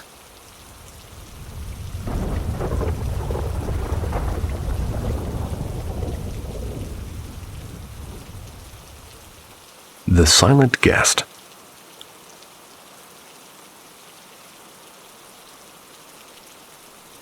I've been haunted by the same vision for as long as I can remember. A sprawling mansion and a man who always seems to be waiting for me. At first, the dreams left me terrified, but over time the fear shifted into something stranger, curiosity that I can't shake. My family owns old countryside houses. They look harmless enough, and though my grandmother once whispered that beneath the apple trees at the back there used to be an abandoned graveyard. She even joked that if somebody dug deep enough, they'd unearth bones that hadn't seen daylight in centuries. That was the first place I dreamed of the mansion. I stood frozen at its gates while my family walked inside. I couldn't move an inch no matter how much I screamed at them not to go. Every nerve in my body told me something was horribly wrong. And then I saw him. A man of average build, his hair jet black, his skin so pale it seemed to glow in the dark. He never spoke, he never moved, but his presence pulled in my family like a magnet. I woke up drenched in sweat, unable to explain what I just witnessed. After that, he became a constant. It didn't matter where the dream began, a classroom, a forest, even a crowded street. Eventually, he would be there. Sometimes he helped me, and other times he only stared. Never heard his voice, not even once. Yet he feels disturbingly familiar, as though I've known him all my life. And the mansion, too, keeps returning. I've walked its corridors so many times in my dreams that I feel I could draw a perfect map of it room by room. But the last time was different. And this time, my family wasn't there. It was just me standing alone at the gates. For the first time, I stepped inside. I don't remember what I saw, only that my chest felt like it collapsed in on itself. I woke up gasping and clawing for air, certain that if I had stayed a second longer, I wouldn't have woken up at all. Can't tell dreams from reality anymore. First met him when I was a child, maybe 12, maybe 13. Now I'm 21, and he hasn't left me. The mansion waits, and so does he.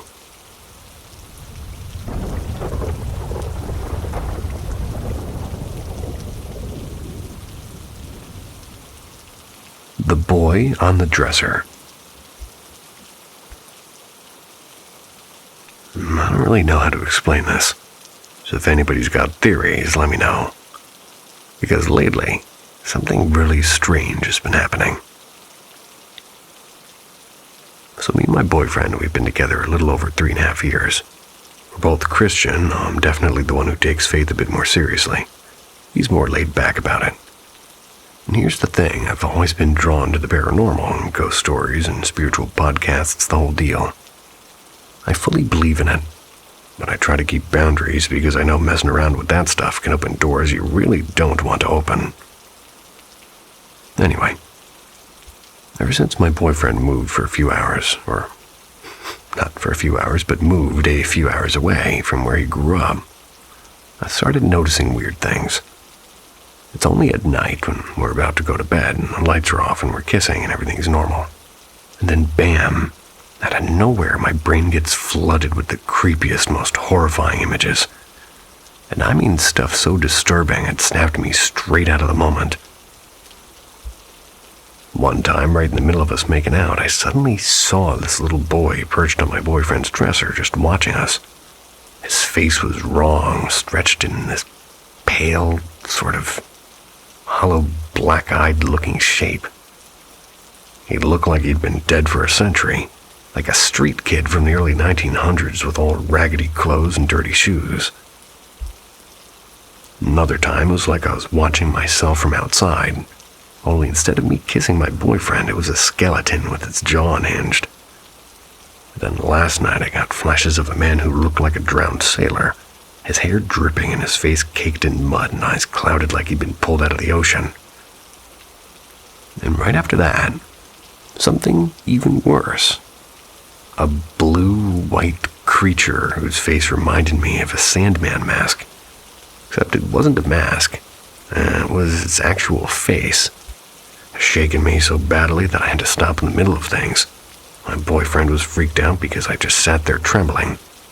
And this has never happened before. Only thing I can think of is that I've been listening to darker paranormal podcasts lately, which maybe stirred something up. But these images feel too vivid and too specific, almost like they're not coming from me at all. So yeah, that's where I'm at. I don't know what's going on, but I know one thing. I'm not imagining it.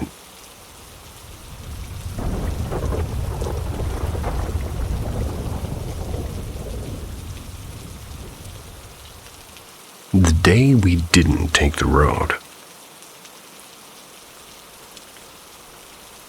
Got a handful of strange stories tucked away. This one, probably the most unsettling, and until now, I've really only ever told my aunt. It happened to my mom and me during one of our little quote-unquote adventures. You see, we have this odd habit of exploring forgotten places, partly because we love the thrill of it, partly because, well, something we do is like a little bit of paranormal digging. This time, the plan was to visit an abandoned sanatorium. We'd been there before and usually took the same back road in. It's faster and less chance of being spotted. We decided to leave around 1 p.m. That morning, though, I had the worst gut feeling. Heavy and anxious, like my whole body was trying to warn me. Never felt that level of panic before, and I haven't felt it since. Still, I ignored it, and I was too excited to wander those creepy hallways again. Then an hour before we were supposed to leave, an image slammed into my head of cars colliding and metal twisting. I wasn't daydreaming or watching TV, it just arrived. I shook it off and told myself I was being dramatic. And not long after, my mom out of nowhere asked if I was feeling weird about this trip. I admitted to her that I was, and I told her about the image. She just stared at me before saying that, well, she had seen clear as day a car on fire in her mind, and that was enough. Scrapped the plan and promised we'd go another time. The next day, we learned the truth. There'd been a massive pileup on that very road almost at the exact hour that we would have been driving through. Several cars smashed together in a traffic jam, and one vehicle went up in flames. I can't explain it, but it's the closest I've ever come to believing in some kind of shared intuition. Maybe even precognition. My mom's side of the family has always been ridiculously tuned in, so to speak. So maybe it's in the blood. Either way, I'm just glad she spoke up. Otherwise, I'd have brushed it off as nerves, and who knows what might have happened. Since that day, we've made a pact. If either of us gets a bad feeling, we listen. Well, thank you for listening. Sweet dreams. See ya.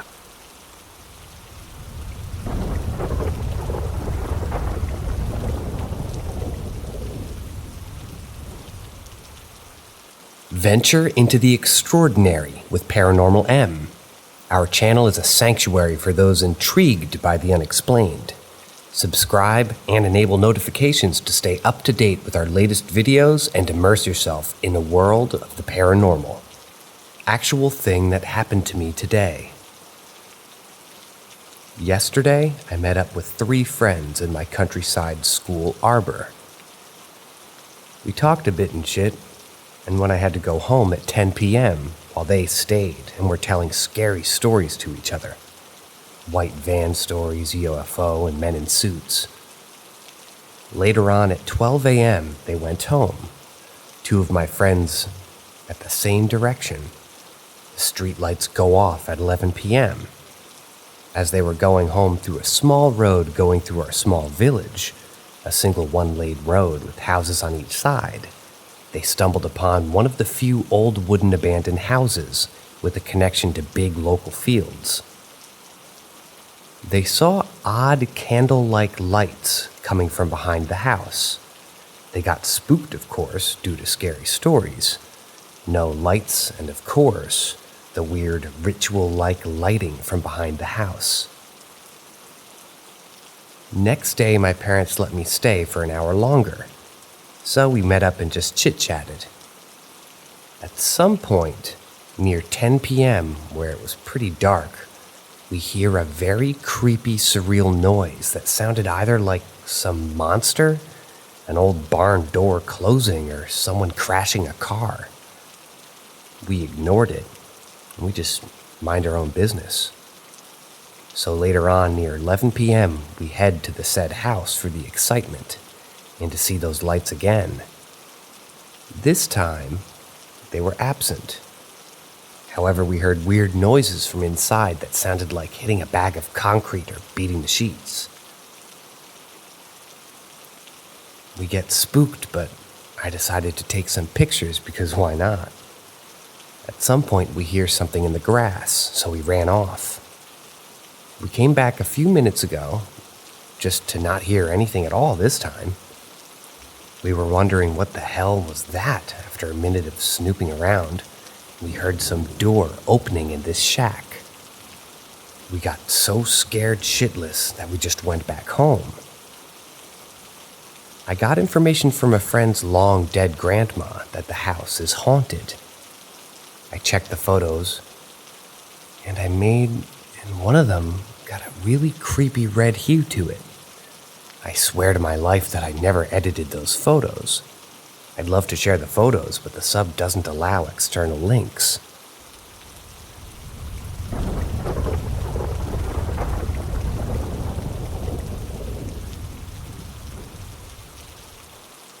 I think I'm having a bad paranormal experience in my in-laws' home. I, an 18-year-old female, am currently alone in my in-laws' home. I experience paranormal things whenever they and my boyfriend are asleep or gone at work at night, and it's only gotten worse. I've always been around the paranormal, my whole life. I've been followed by a little girl I call Izzy. She's done me no harm, and she's really sweet. She's been around me since I was 2 years old. Ever since I got with my boyfriend, an 18-year-old male, I've experienced more paranormal stuff than before in his home. It started off normal, seeing things, being touched, hearing things that were kind of normal for me. I've been living in his parents' house for a year now, and I'm pretty familiar with the spirits, at least the spirits that are in that house. Another little girl, a saloon worker, and a little man with a long pointed nose. Recently I noticed something else out of the ordinary. Something I've never seen before, and it kind of freaks me out. It only happens when I do the dishes at any time of the day. A skin-colored, tall, faceless man like Slender Man, but no clothes and peach-colored. He's so tall and he has an arch to his back, so his proper height to not really touch the ceiling. He watches me do the dishes around the corner where the living room and the kitchen connect. It's creepy, and when I turn back to notice him, he backs away into the living room where I can't see him and disappears. I can never get a picture of him since my hands are always in the soapy water and my phone is never on me. Recently, it's only gotten worse. He tries to get closer to me. I don't like him. He scares me more than anything else I've ever seen. I can't use sage. It burns my nose to the point that I get a nosebleed and I get itchy all over. I don't know what to do. He scares me. I'm always alone throughout the week, especially at night on Wednesdays, Thursdays, and Fridays. When everyone is home and awake at night, there's nothing I can do, and I'm scared he'll hurt me. He can't get me if I'm in mine and my boyfriend's bedroom. A faceless man won't go past the kitchen for some reason, which is good for me because our bedroom is in the back of the house next to the kitchen. I don't know what else to do. I'm alone and scared and no one is home but me, the dogs, cats, and bunnies.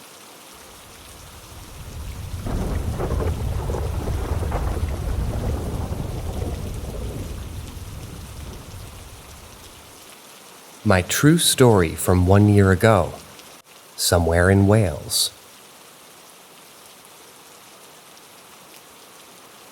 My first post to this group, and I'm telling my experience from around 1 year ago, which is one of only a handful of things that I've experienced that I cannot explain.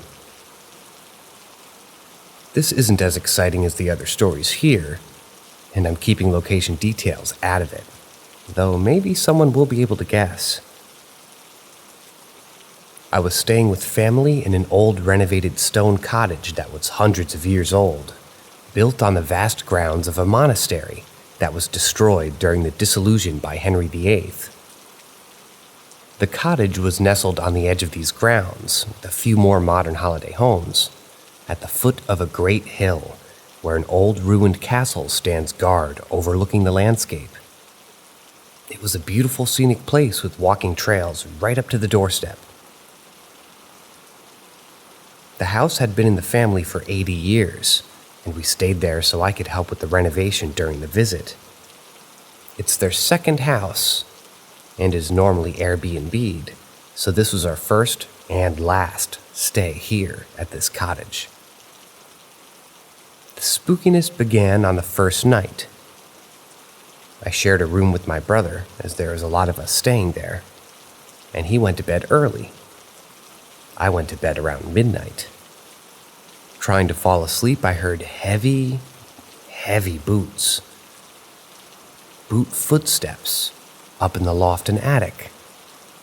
The boot steps would walk above my head to the far end of the house, stop for 10 minutes, then walk back above my head again to the other end. This pattern would repeat for, it seems like hours. This was a very distinct pattern. Far too heavy to be any animal walking around. The pacing was deliberate, the pause between each step long enough to suggest slow, wide strides. This occurred every night we were there, and my brother heard it too. I did try to record the sound, but it didn't come out very well. I would wake up in the middle of the night and it would still be there, walking back and forth. After 2 nights of this, I casually asked Granddad if this house had a loft. It did, inaccessible hatch over the stairs that would require a long ladder to reach. And his first response to that casual question was, "Why? Did you hear something?" I said yes, and explained what we had heard. He got a bit defensive and just said that it was animals and rats up there. No small rodent-type animal could make the noises that I was hearing. Final story from this trip that will be quick, as it may have an explanation. On the final night, there were footsteps crunching on the stones out in the front of the cottage, around 11 p.m. This was a bit odd, so I checked out the window with a limited view and saw no one and no torchlight either. The footsteps faded away in the distance. This could be explained as someone on a walking trail late at night and just took a wrong turn and ended up outside our cottage. In the dark, without a torch, a bit strange.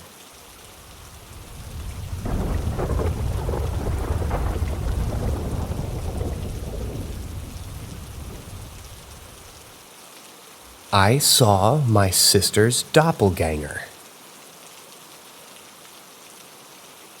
So when I was little, around 10, my mom wanted to take my little sister, let's call them Kate, Jane, and Amber, to the playground in front of our flat.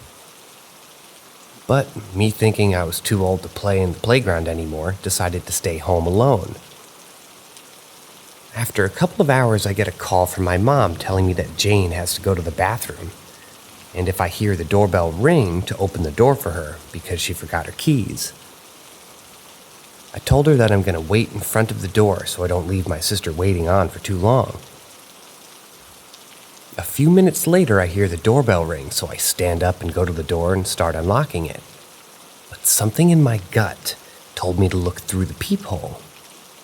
When I looked through it, I saw that Jane and Kate were standing in front of the door, and Kate was hiding her face and her long brown hair, like the girl in the Ring movie.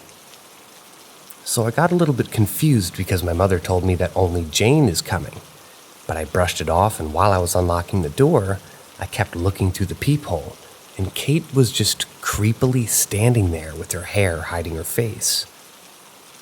When I reached the final lock, we have 3 locks on the door, and start unlocking it, I just see Kate start sprinting inhumanly fast down the stairs. Me being worried about my sister, I quickly unlocked the door and started asking Jane, where did Kate go? And why did she run like that down the stairs?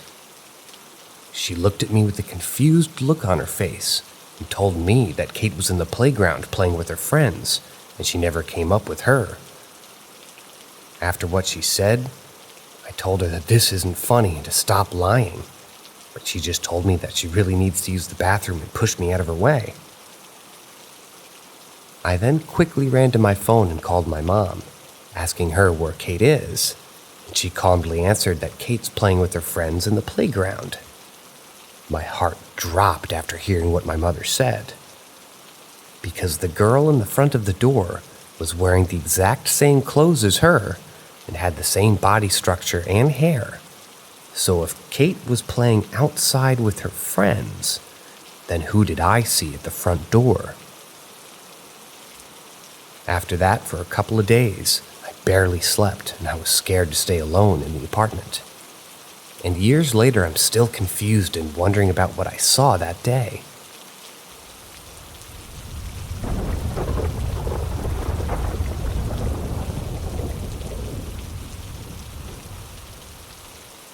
My blanket just folded itself. I'm currently typing this exact text 3 to 5 minutes after this just happened, and I'm really fucking confused. At the moment, I'm on a trip with my father to India, in which we're seeing his side of the family. My mom, unfortunately, couldn't come due to work reasons, and my brother is busy with college. After eating breakfast, I went back to the room that my father and I are staying in and sat on the bed for a minute or two. The blanket remained in the same spot it did when I got up 2 hours ago. I then got up to close the door, but I hesitated for some reason, and I decided to grab my toothbrush to brush my teeth with. But then I thought, fuck it, I'm too lazy for that shit. When I turned toward the bed, the blanket was neatly folded up on the edge of the bed. I thought, what the hell? It was spread out just a second ago. I then sat on the bed confused for a minute and kept glancing at the blanket. I then opened my phone, found this subreddit, and I'm currently typing this just after this experience happened. I'm sure it's nothing, and I might just be imagining things. But this is really terrifying. I've I never had something like this happen to me before.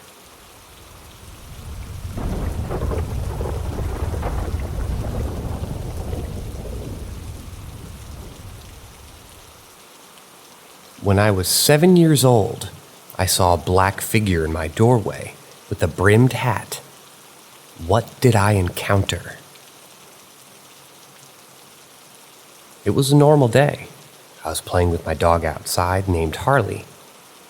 She was an English bulldog that was as friendly could be. My aunt called me in for bed. I was sad because I was having fun with my dog playing tug of war. I went inside and laid down in my bed.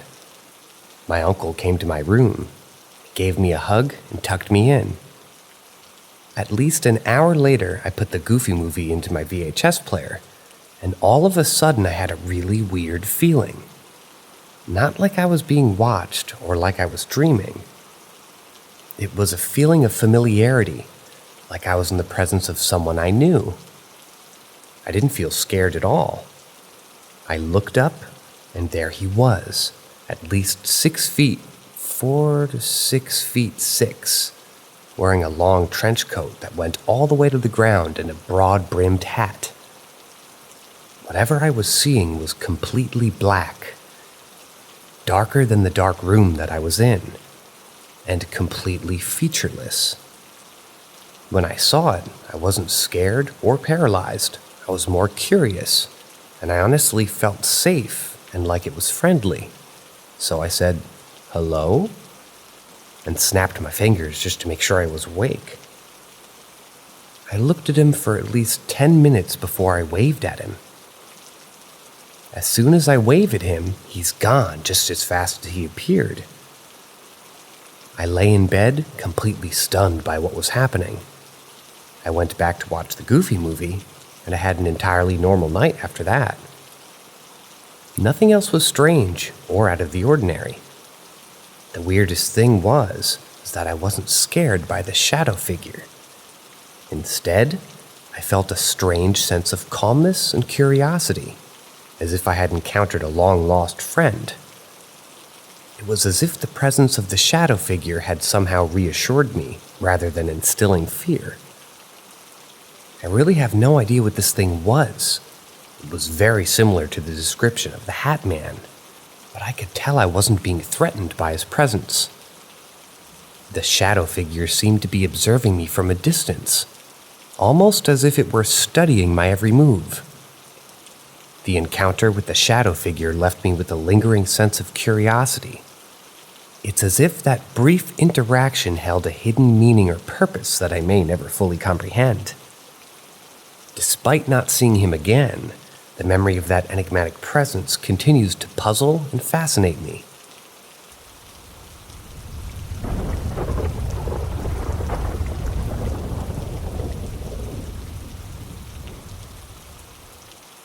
The things that haunt me. My family on my father's side has always been a bit more in tune with the taboo. So I grew up in a very open family when it comes to unexplainable things. Here are some tales of the things that have haunted my 25 years on this planet. I was a very odd child. I always liked weird things and the unknown. So I dabbled like a moron. And as we all know, when you go looking, something comes looking for you. I was about 13 years old, living in an apartment building with my mother and stepfather. I've always had insomnia, and one evening I was tossing and turning when suddenly I felt dread. I was absolutely terrified. I had no lights on as I was trying to fall asleep. In this bedroom, I had double sliding mirrors facing my bed. I didn't know any better. Finally, I summoned up the courage to open my eyes and roll over, and when I did, I stopped breathing. Standing next to my bed, facing the wall and looking outside, was a girl, roughly the same age, with long black hair and soft pink polka-dotted nightgown. Just staring at the wall, not moving, not breathing. I I stared at her for what felt like hours but was probably just moments, and then I hid underneath my covers. It was probably about 15 minutes before the dread passed, and when I finally opened my eyes and peeked again, she was gone. This was the first and last time I ever saw her. I would always get home first, as my mom and stepdad are police officers, so I was always alone. The apartment sometimes would just feel so heavy. My computer desk faced a wall, and my back would be towards all the doors. These doors would creak and move all the time, which was whatever, but one day I was on my webcam and I looked, and in the door to my parents' room, there was a black mass standing there, just existing. I, of course, panicked and looked behind me to find nothing. Things like this continued to happen to me throughout living there. Fast forward 2 years, I'm now living at my stepmother's home. I was taking care of her during her stage 5 breast cancer, so I'd often be home alone while she was in the hospital undergoing treatment. One day I'm sitting in the living room watching TV, and from the corner of my eye, I see roughly 4 people in my yard walking up to my porch. I was weirded out as we live in the middle of nowhere. My stepmom has so many friends that it wouldn't have been too strange for somebody to come. I wait and wait for a knock. Nothing. So I go open the door, and nothing. No one is there. I go and look around the property and the gate, and no one's there either. I ignored this and went on about my days. Maybe a month or so later, though, I'm downstairs again with Sky, our beautiful massive GSD, just watching TV. And suddenly we hear a slam from upstairs. It sounded like someone fell, got up, and fell again. I was there alone with just the dog, but the dog was with me. It took me a good 30 minutes to go upstairs and look. I was scared, and Sky was scared. I wasn't going to go up there without her, and she was refusing to go up there at first. I checked my stepmom's room, and everything was normal. So I go about checking all the rooms. I finally get to my room, and it's destroyed. My clothes were everywhere. My bed was disheveled. And a dog kennel I had in there had the door ripped off. And it was sat neatly next to the kennel itself. Needless to say, Sky and I slept downstairs. After that incident, things died down, and I'd mainly just see shadows from my eyes darting around and shadow people walking with me. At 15 to 16 years old, I got real into the supernatural. So I started opening my mind, trying to contact things and see what all was out there. This was fine and dandy, nothing too odd for a good while. Just more of the same shadow people, doors slamming behind me, my iPod randomly taking photos, things like that. Well, around this time, I met my first boyfriend. Somehow I was allowed to stay at this boyfriend's home with him and his parents on weekends and such. My boyfriend and his brother were huge into paranormal stuff. His brother dabbled in some very dark and wicked things. One night my boyfriend, his brother, and I are at the house alone, just talking and hanging out. And I'm looking outside, and all of a sudden, a broom just gets yeeted across the porch. I stop and say, "What the fuck was that?"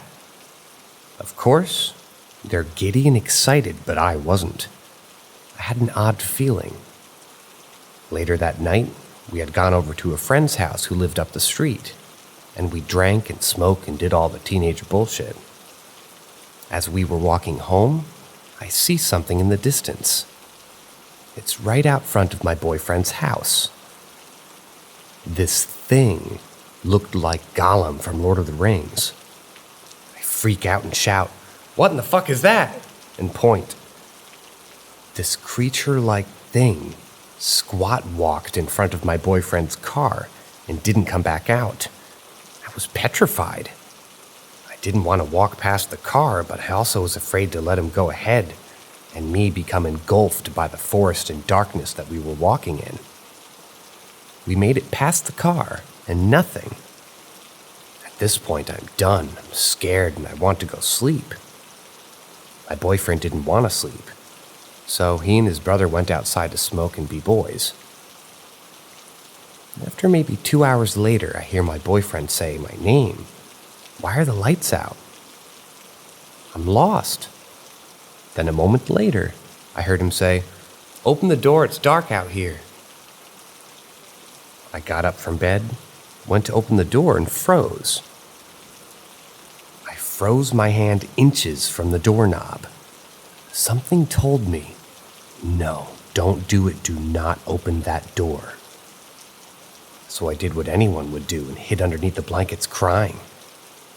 Another hour passes and my boyfriend finally comes in. I asked him, why did he ask me to open the door? And was he high? Did he really get lost in his own home? He looked at me like I had 3 heads and told me, "I've been outside since I first came in." That was the most significant thing that happened in that home. The energy was focused in the kitchen as I'd hear someone say, "Help," from the pantry. Every time I ignored it. More years passed, and I decided enough was enough, so I closed my mind off. This worked for a while until I moved to another state. I moved in with my sister, and everything was okay for a week or 2. But one morning, while I was getting ready for work, I heard a crash coming from my sister's room. I was alone again. I went into her room to see what it was, and she had a clock on the floor she was fixing. It was leaning up against the wall. No batteries, 1 hand missing. The remaining hand was violently spinning. At this point, I'm in my 20s and have 0 fucks left, so I slam her door and go back to my business. Then one day she opens up to me about weird things happening around the house.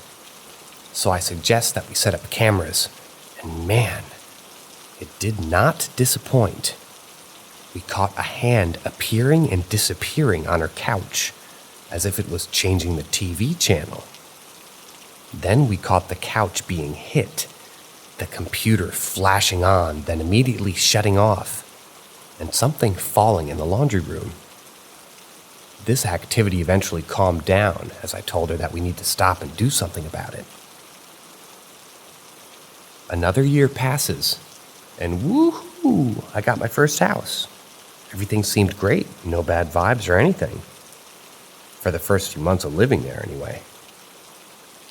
Then one day I'm sitting in my living room and hear voices in my basement. I said no, I didn't check.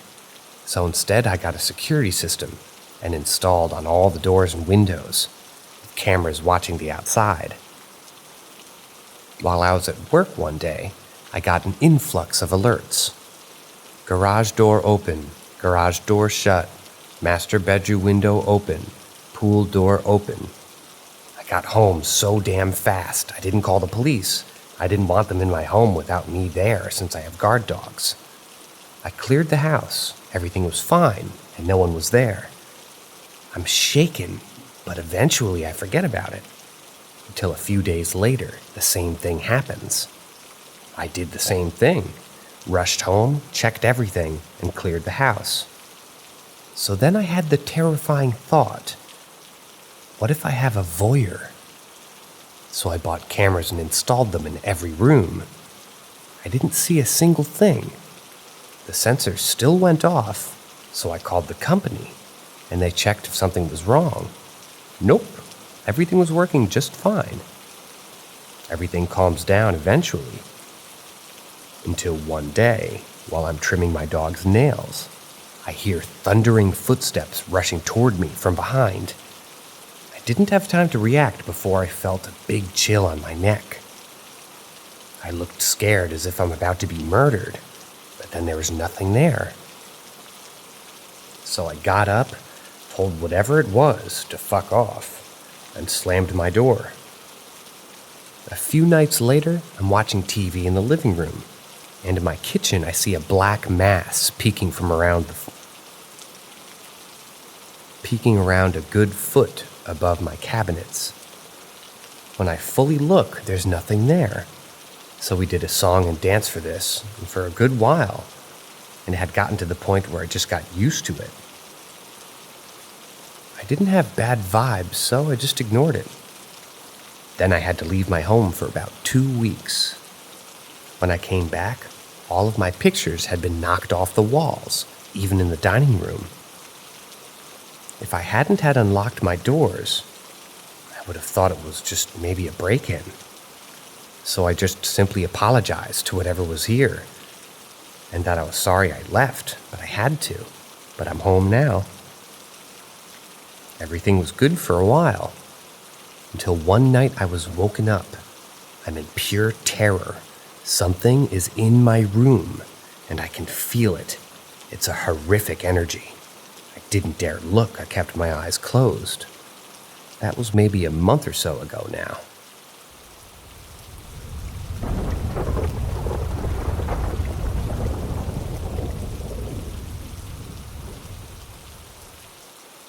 Ask Reddit. I attended a boarding school in Nigeria, and during my years, and even up until now, the school was haunted.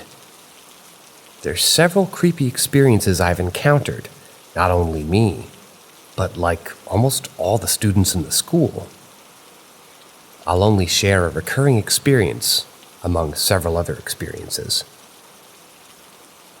My school is somewhat in the woods in a small village, and I normally read at night, midnight hours of 1 a.m. to 3 a.m. In the hostel, there are times when I was the only one who wakes up to read.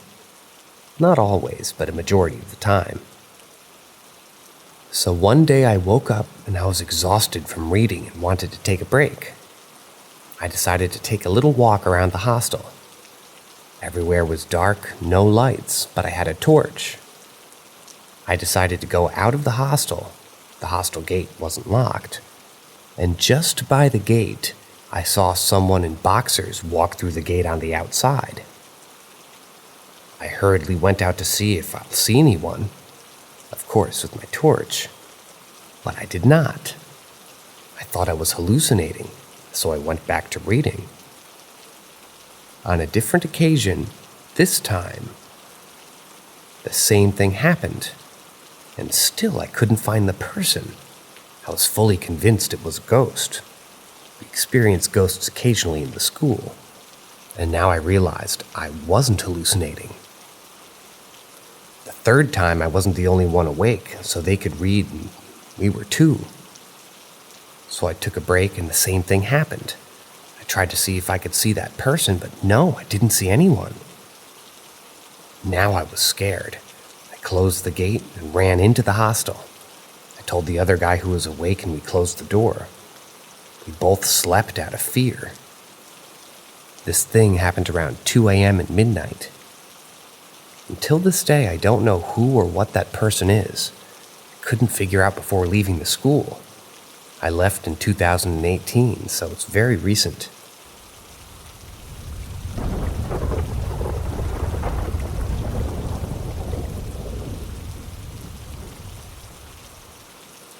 I turned down a street in my town that didn't exist.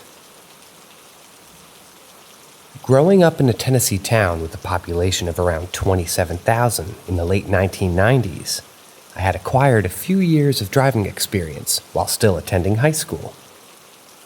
One day, my friend and I decided to take a leisurely drive, a common pastime at the time due to the affordable gasoline prices. During our excursion, I made a turn into a neighboring street that was unlike any other area in town. It felt as if we had been transported to Mexico. Each house displayed a distinctive Mexican style, and numerous Latino individuals were outside their residences, staring us down as we drove by. The striking contrast in architectural styles compared to the Tennessee surrounding areas left both me and my friend bewildered, prompting us to ask, what the hell just happened? We circled back around the neighborhood to find the street again. For the life of me, we couldn't find it.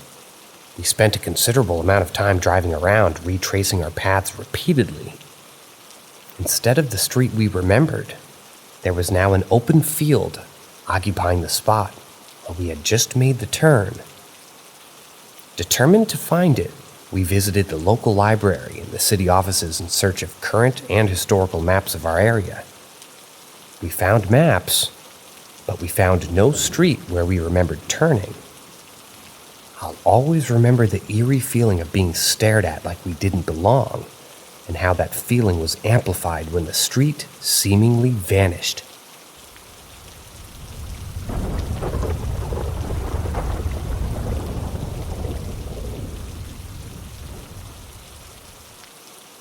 I remember it vividly, even after 15 years. I was about 9 years old, almost 10 at the time. I was at my family home, located in a hilly area, enjoying summer vacation. Let me describe the home first. It's a very old establishment, going back more than 300 years, and a big temple open for public inside. Now, almost every room and the temple is at the top part of the hill, and only 3 things at the bottom, which is about 100 or 120 steps down. My grandfather's room, who's a monk, his guru, his teacher's burial site, and a duplex. It tends to get very, very hot in that region, and only one room in that duplex had an air conditioner, which no one in my family, big joint family, used. I told my dad that I would sleep there, as it was very hot and I wanted to sleep in an AC room. My dad agreed, and I went there to sleep. Now, this duplex and my grandfather's room is separated by a porch covered with smooth pebbles. And the duplex rested between my grandfather's room and the burial site. I was really a heavy sleeper back then, but I somehow woke up in the middle of the night. Don't know at what time, as I didn't have a phone and no clock was in the room. But I heard someone entering the porch, and I could clearly see the footprints being made on the pebbles, but I couldn't see anyone. It slowly reached my grandfather's door and knocked on it. My grandfather just said, "Not now, it is nighttime, I'm sleeping." The footsteps retracted to a wooden swing in the porch and stopped there. I saw that wooden swing moving for about 15 to 20 minutes before I fell asleep. I wasn't scared at all of this incident. But in the morning, I just told my dad that I won't be sleeping there. He understood and didn't pry. I think this was kind of an open secret in our family, but no one talked about it openly. I still remember this incident vividly and still not scared of this incident after processing it properly. I pretty much know what it was, but I would still love to hear your opinions.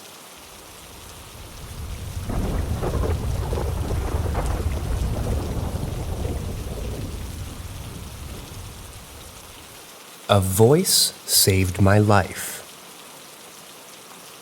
I was with my mother hiking waterfalls, and being a bit younger, while she was walking the trail, I was enjoying climbing the rocks and sliding down to meet up with her.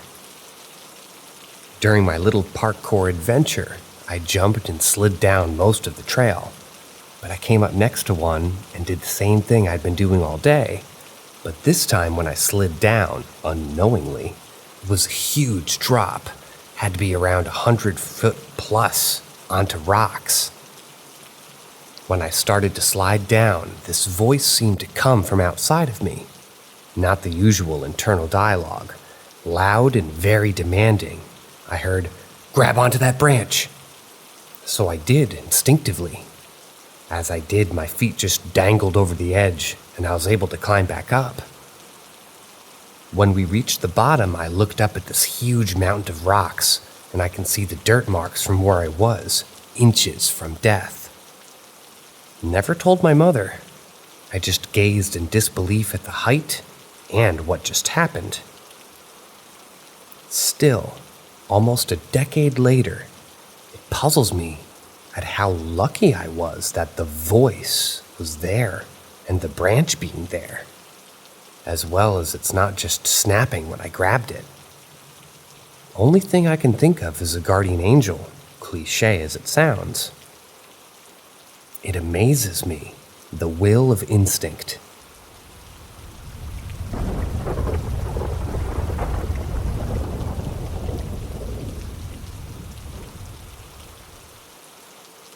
Ask Reddit.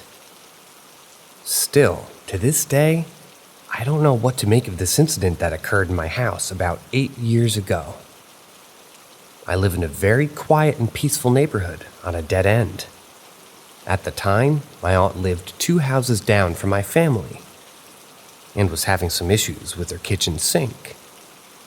My father is very handy and can fix or build just about anything. So he agreed to go check it out. My mother and brother were out, but I was about 16 years old at the time and was well accustomed to staying home by myself. It was broad daylight and during the summer. However, my father still said that he would check on me from time to time. My father went to go fix my aunt's sink as he promised. He did walk back home from time to time to check if I was all right. My room is on the 2nd floor of our house, in the left-hand corner. In order for me to see who comes into the house, I have to exit my room and peer down the staircase, which is directly in front of our front door. This is not far. The staircase is about 6 feet from my bedroom door, and every time my father walked in to check on me, I walked out of my room to see him and speak to him from atop the stairs. About 1 hour after the last check-in my father did with me, I heard our front door open. Our front door is very old, and it has chimes on it. You can hear it open from any part of the house. As soon as my father opened the door, he called out to me and began asking me if I was okay and if I was hungry. As I was conversing with him, I started to walk toward my open bedroom door so I could go out into the landing and talk to him easier. But as I was walking, my phone rang. I turned around and walked back to my bed to pick it up, and the caller ID said, "Daddy." I will admit, upon seeing the caller ID, I was a little perplexed. But then I figured my father might have butt-dialed me. He recently had gotten a new phone, and the touchscreen was activated by other objects, not just finger pads. I yelled downstairs, "Daddy, you're calling me?" And I decided to pick up the phone anyway. I, for no reason at all, jokingly answered, "Hello." I did not expect to hear my father on the other side. "Hey, I'm finishing up over here soon." I fell deathly silent. I hear my father continue to speak to me on the phone, but I'm also hearing my father, the same exact voice, speak to me from downstairs in the living room. I whispered into my phone, "Daddy, where are you?" And he proceeds to tell me that he's at my aunt's house, and that I already knew that. I would also like to add that on the phone in the background, I can hear my aunt and her children. My father then asks me if I'm hungry. I'm now shaking uncontrollably, and in the background I hear our front door open and close. I'm sweating. My mind was working a mile a minute to understand what the hell was going on, while also being in a state of immense fear. I tell my father something along the lines of cutting it out, and that he just asked me that because he was literally just walking out of the front door. My father told me that the last time he came back was around 1 p.m., and for me to tell him what I was talking about. I have 15 steps in my house. It took me about 2 leaps to get down all of them. I ran out of my house with no shoes on. I don't even remember if I closed her front door. I ran to my aunt's house completely shaken and in tears, unable to explain what just happened. I still try not to think about it.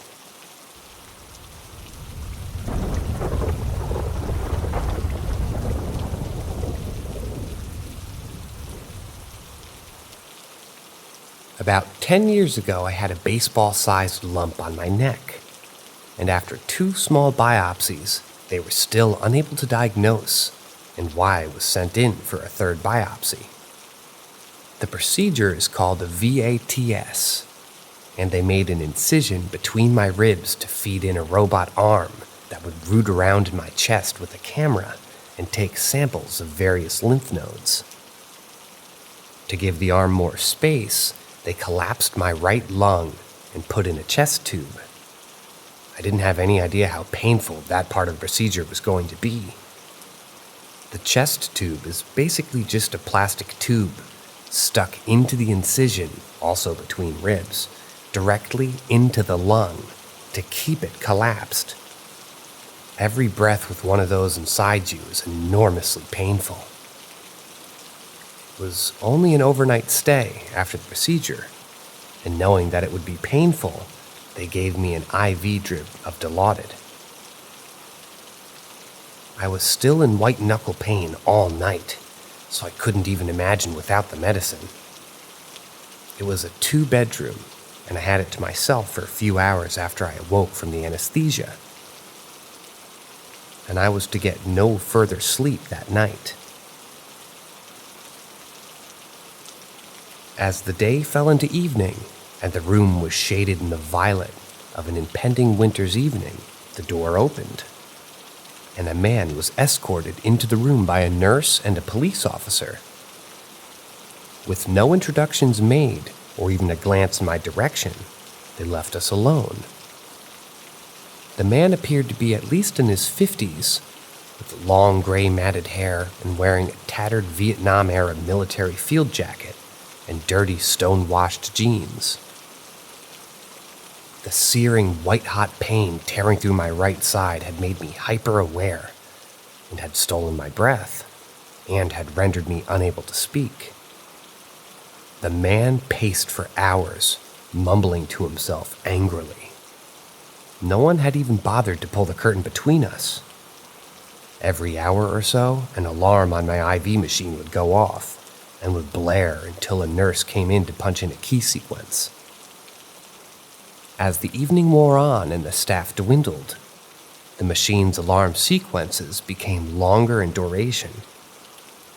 It became maddening to both myself and my fellow wanderer, let's call him. His pacing became more frantic as his ranting became angrier and he dug his fingers through his hair. My machine has been beeping for the better part of an hour, and I had been spamming the nurse call button for its entirety.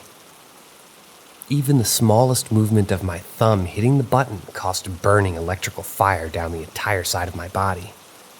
Every muscle from my head to my toe was stiff and tensed for the entirety of the evening, and the muscle cramping seemed at the time to be the only pain that the IV was keeping at bay. I was unable to move or speak. As his pacing continued to intensify and my alarm continued to unrepentantly blare, he began to cast glances my direction between muffled curses. I added sheer panic to the list of the plethora of post-op symptoms. Knowing that it made no difference, I pressed the nurse call button over and over with increasing ferocity to no avail. He edged closer with his hands on top of his head, pulling his mats back tightly along with his eyelids and lips. He stood at the foot of my bed, analyzing my situation, his head tilted as he saw the chest tube. Whether through recognition or curiosity, his eyes tracked down my arm to the IV and up the tubes to the screeching machine. He lunged at the locked box which had held my pain medicine, and frantically pushing buttons as he shook it and sputtered. He growled, his eyes wide, and spittle clung to his chin. His gray matted hair was wild. He grabbed my hand, and I twisted it, so the IV was pinned against the bed. I gasped for breath as my heart thudded against my sternum. He again grabbed the machine, shaking it violently, and shouted again and again, "Stop it, stop it, stop it, stop it!" Spraying the interface with saliva. He grabbed the power cable and tugged, but it remained locked to the wall. He then got on the floor, tracing the power cable underneath the bed and to the wall where it was clamped. In a pure fight-or-flight burst of adrenaline, it took every fiber of my being to sit upright and shout in my loudest breathy gasp I could summon from my depths. I shouted, "No!" From beneath my bed, the man twisted and banged his head against the support structure, cursing for the alarm to stop. The door opened, flooding the room with light, and a large middle-aged nurse appeared in the doorway. Our panicked eyes locked, and she vanished in an instant. The man was now grunting from beneath me, the wall thudding as he yanked down the power cable with every tremendous beat of my heart. A police officer rushed into the room, grabbed his ankle, and dragged him out, his skin squeaking across the slick linoleum as he screeched profanities. He grabbed the man by the scruff, stood him up, then took him from the room and from my nightmare. The nurse then re-entered and punched in the key sequence to shut down the machine's alarm, and left without a word or a glance. I didn't sleep that night. My alarm went off several more times, bringing a grin to my face through the still searing pain that every breath or muscle spasm brought. That morning, they said, "This will hurt a little," and popped out the chest tube, slapped on a bandage, and sent me on my way.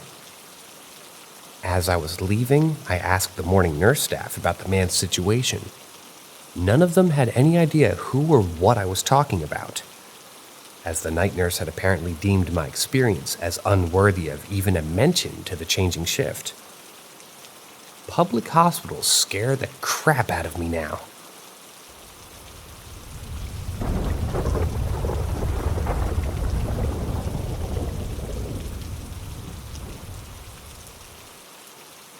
Living in 2 haunted houses in my teens, Part 1. These experiences are from my teen years growing up in a decent suburb at the time in Northern California.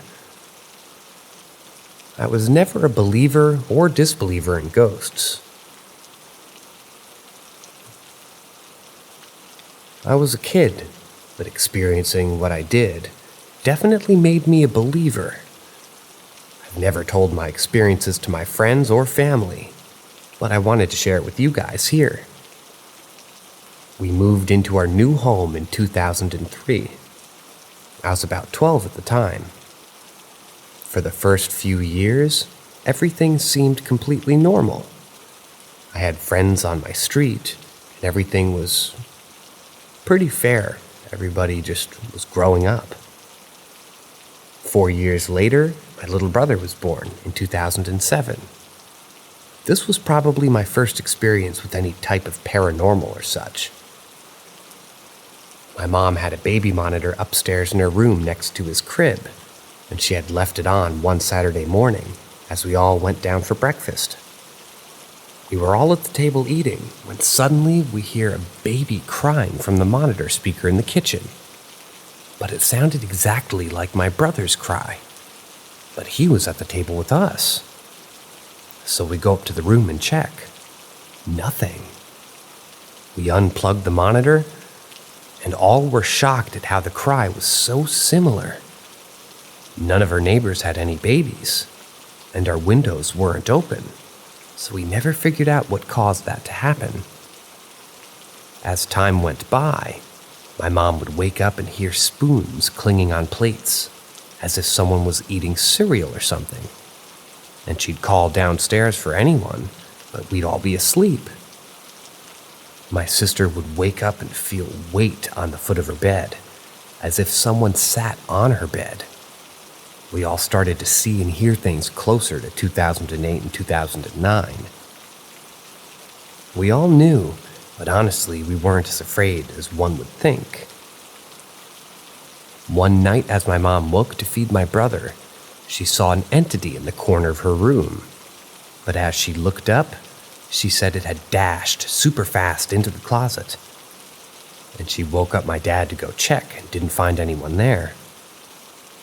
She explained it as a topless male. She couldn't make out a face. She thought it was me. But definitely wasn't me.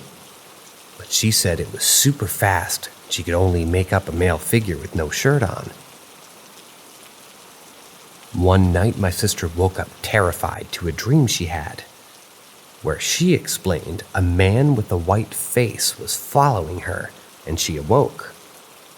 She had a window in her room that overlooked our cross street, because we lived in a corner house, and she said when she awoke, she looked out the window and saw the same man in her dream walking across the street, away from our home, looking up at her.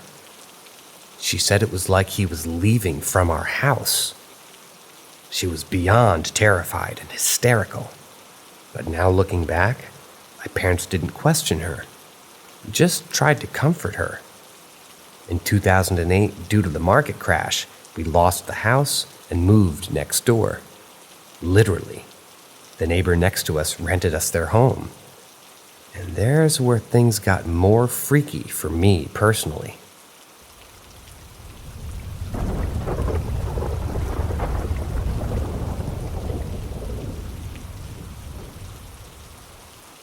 Living in Two Haunted Houses, Part 2.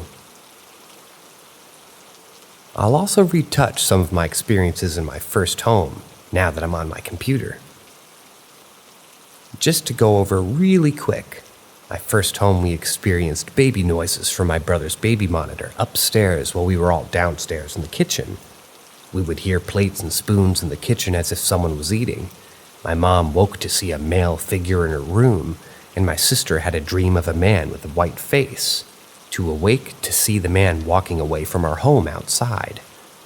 Yeah, it's crazy, but when we lost our home in 2008, we moved next door. This is where I saw most of these unexplained happenings. Once we moved into our neighbor's home next door to our old house, right away we just felt this uneasy energy. The home just felt dark, even with all the curtains open. Here, I felt as if I was being watched. Here, I'd be up at night playing Xbox when I would hear my door creak, and I would look at my door and see the knob turn and my door slowly open.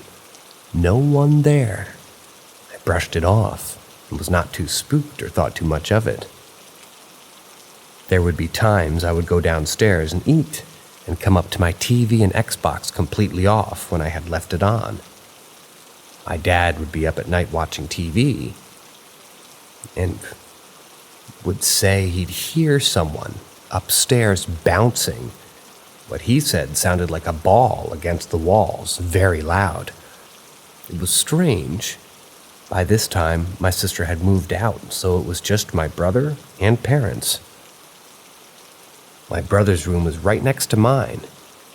He was about 1 at the time. There would be nights I would be up and hear him tossing and turning in his crib pretty loud. And I would check on him and he would be asleep, not moving. And the next morning, he would have thin scratches on his behind. Red, long, thin scratches.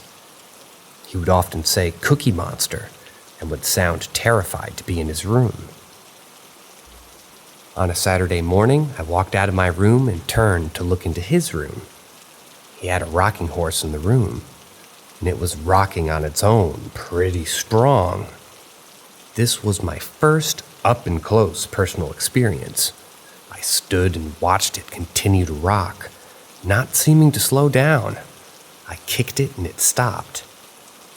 I told my mom about it, and she said no one had been in his room. She was making breakfast downstairs. I was shocked and confused, but not scared, if that makes sense. The house had hardwood floor, and I would continue to hear footsteps outside my room. Stuff moved around, strong, eerie feelings. I just felt always watched, like I was not alone when I would be home alone sometimes. We moved out of the house in 2012, and when we were moving late at night, it would be super uncomfortable and scary late at night. I would go with my mom around 9 or 10 to grab some stuff, and we would both be scared as if someone was there with us. We both felt that energy. When my dad turned the key to the owner, he asked if he had ever heard anything about the house. And the neighbor looked at my dad and said, "Yep, my daughter is terrified of her room," which was my brother's room, the same room he was terrified. And now it made sense.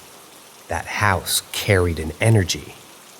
I'm not sure if it's the land, as our first house next door also had some unexplained occurrences, but I was shocked. We moved to another area of town, and that was it. No more paranormal experiences.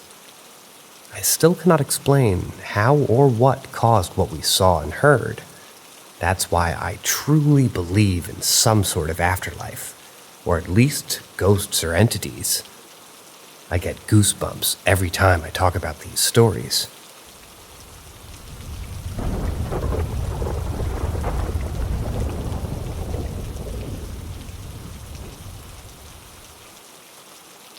Friend's haunted house. First occurrence. In the early 2000s, I spent a lot of time at one of my best friend's houses. We'll call him Kurt. We would work out in his basement, garage, and hang out in the bungalow-style second floor. There was about 5 of us who would regularly hang out there. One weekend, Kurt was out of town, and he gave us the green light to go work out in his basement. While my buddy Mike and I were starting to rotate on heavy bag and jump rope, we both had this very strange feeling of being watched, and the energy of the room became very dense and thick. It all seemed to be coming from this corner of the room. We both acknowledged how weird it felt, but continued. This lasted about 2 minutes before both of our arms started to burn on the exact same spots, right above our elbows. We both had these large red areas that were absolutely on fire. Nothing made any sense because we didn't have anything come into contact with them. We immediately left the house, and as soon as we did, our arms returned to normal. The redness was gone and the burning sensation subsided. Second occurrence. Back at Kurt's house with a couple of us hanging out with him and his 4-year-old daughter. Kurt had to run and pick up his wife, and we were babysitting while he took off. We all were on the second floor hanging out and playing games with this kid. She randomly got up and walked downstairs without saying anything. My buddy Mike and I didn't really think anything of it until we heard her talking to someone, and it sounded like she was answering questions. I got up to go look over the railing, and she was above the stairs. And I was seeing if I could spot her. It sounded like she was still at the bottom of the stairs. That's when I saw a very distinct softball-sized white orb floating up the stairs. And as I was watching this thing, totally shocked, it ascended rapidly, made a 90-degree turn, and went right through my leg. As this happened, I reactively tried to jump out of the way but couldn't avoid it. I immediately turned to my buddy Mike and asked, "Did you see that?" He looked hilariously confused, and the expression, "You look how I feel," came out. We couldn't believe what the hell just happened. My leg felt strange and warm, but not painful at all. We came downstairs and waited for Kurt to get back. As soon as he did, we told the story, and also talked about the burning arms incident. He was dumbfounded and told us he never experienced anything like that in the house. wondering if it never presented itself to him, or was Kurt just blind to it all. After that, we were never there without Kurt again and never experienced anything else.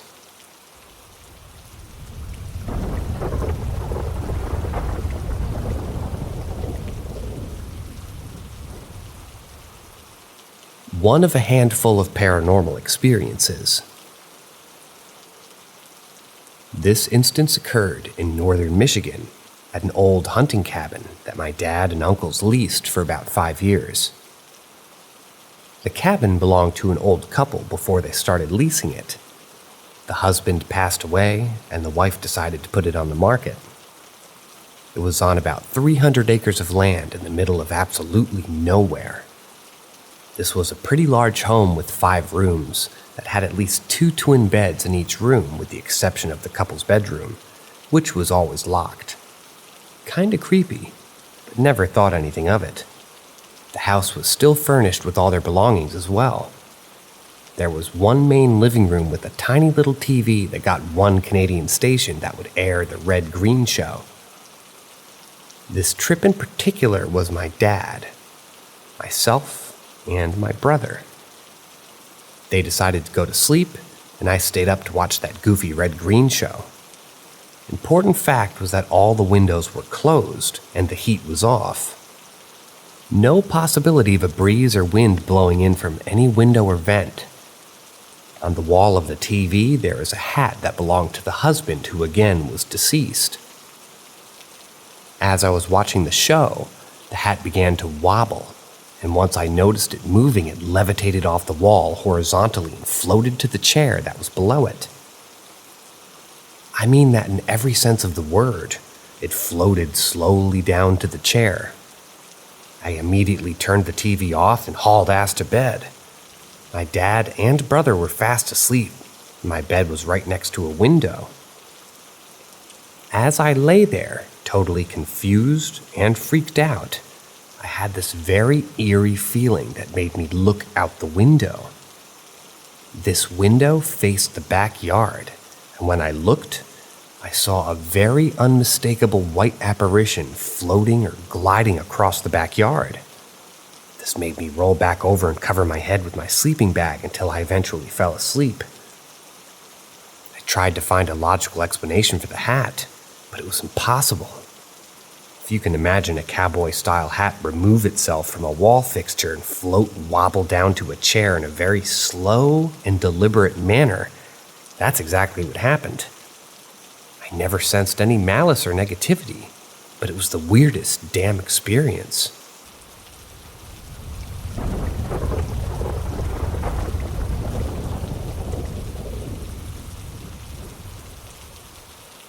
My parents moved to a house built in the late 1800s.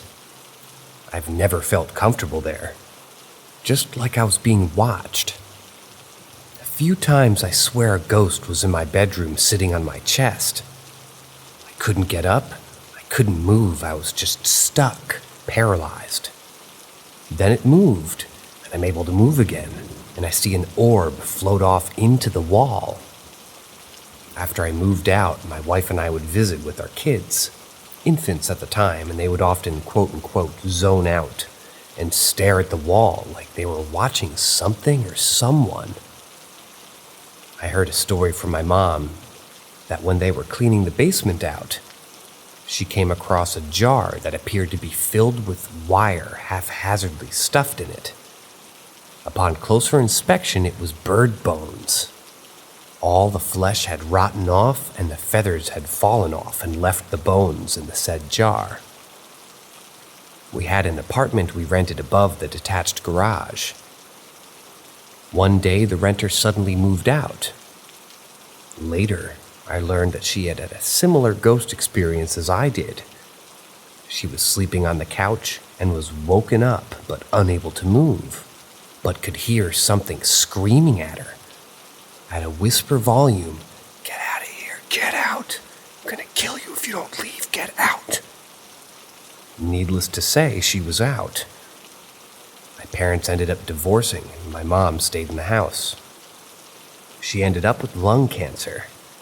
fuck cancer. She died at 55, and everyone agrees that she was still beautiful. My grandmother came over from the UK to stay with her. Really long story short,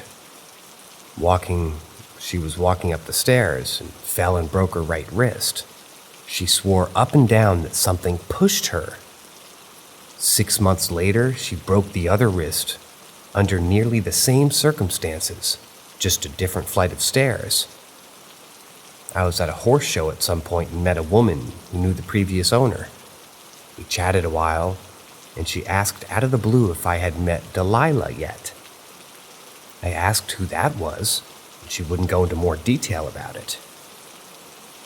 There are other, unexplainable events that happened in that house. My mom used to see spirits in the corner of her eye, an old man, walking and reading a book. She could never see him directly, but she couldn't say if he even had legs.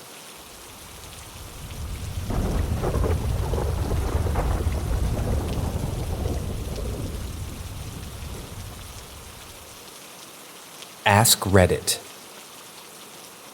I lived across the street from my high school, and my friends would frequently stay over and walk to school the next morning with me.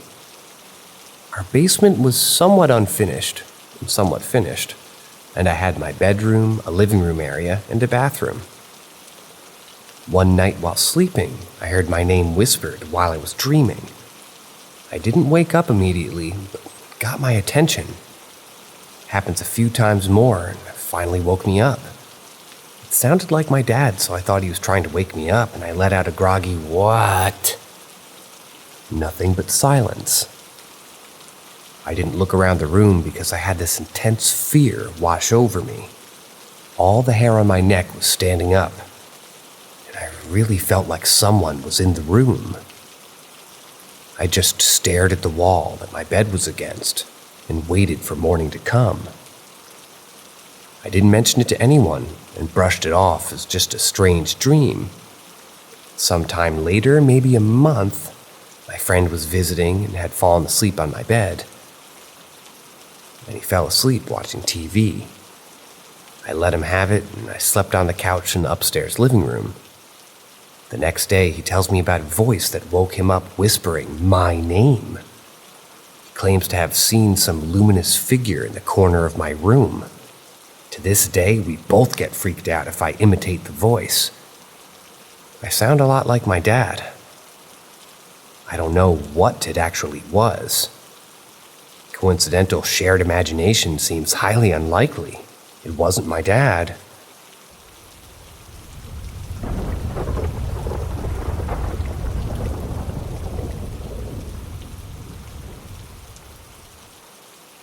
The Little Girl on the Phone. A few years ago, I was awoken on Sunday morning by a phone call. It was a little girl, I'd guess around 4 years old. "Morning, Granddad." I laughed. She sounded sweet, and then gently explained to her that she dialed the wrong number. "Oh," she said before hanging up. A few minutes later, the phone rings again. "Morning, Granddad." I laughed again and apologetically told her that she dialed the wrong number again. "Are you coming, Granddad? What time are you coming? Hurry up, we're about to get started." She was absolutely bursting with joy, and whoever her granddad was obviously a very lucky guy. It sounded like there was a birthday party or something going on. Still laughing, I tried to explain her mistake to her and said that obviously I'm not her granddad, before saying bye and hanging up the phone. I lay in bed laughing. A minute later, the phone rings. "Morning, Granddad." For the third time, I explained I'm not her granddad. "You are my granddad, silly," she said with a funny tone. She thought I was her granddad playing a trick on her, and she thought it was funny. Again, I explained that I'm not her granddad, at which point she drops the phone and runs off into the background. I could hear her in the background saying, "Dad, Granddad's playing tricks and won't talk to me." I could hear that she was getting slightly upset at this point. Then a man picks up the phone. "Dad, is everything okay?" the man says. So I, still finding this whole thing funny, explained to the man that his daughter had simply dialed the wrong number a few times and it's all a big misunderstanding. Then he says in a concerned tone, "Okay, Dad, are you at home? Stay where you are, we're coming our way over." Now he thinks I'm his dad. So again, not laughing anymore, I explain that I'm not who he thinks I am, and that it's just the wrong number. What he said next scared the shit out of me. He said, my name, "I'm really worried. We'll be over in 15 minutes. Don't move." At that point, I just hung up the phone and lay in bed wondering what the f was happening. They never called back, and I assumed I'd just been pranked by a friend or something. Over the next few days, I asked everybody I knew to own up to the prank. Everybody swore blind that it wasn't them. Not only was this girl convinced that I was her granddad, but the man also thought I was his dad, and also said my actual first name. Obvious coincidences happen, but this was just weird. So a few days later, still puzzled, I thought I'd just ring the number back and see who answered. The number wasn't in use. I just got a dead tone. Weird, huh? I think I was called by a grandkid in a parallel universe or something. And judging by the sound of her voice, the parallel me was one lucky guy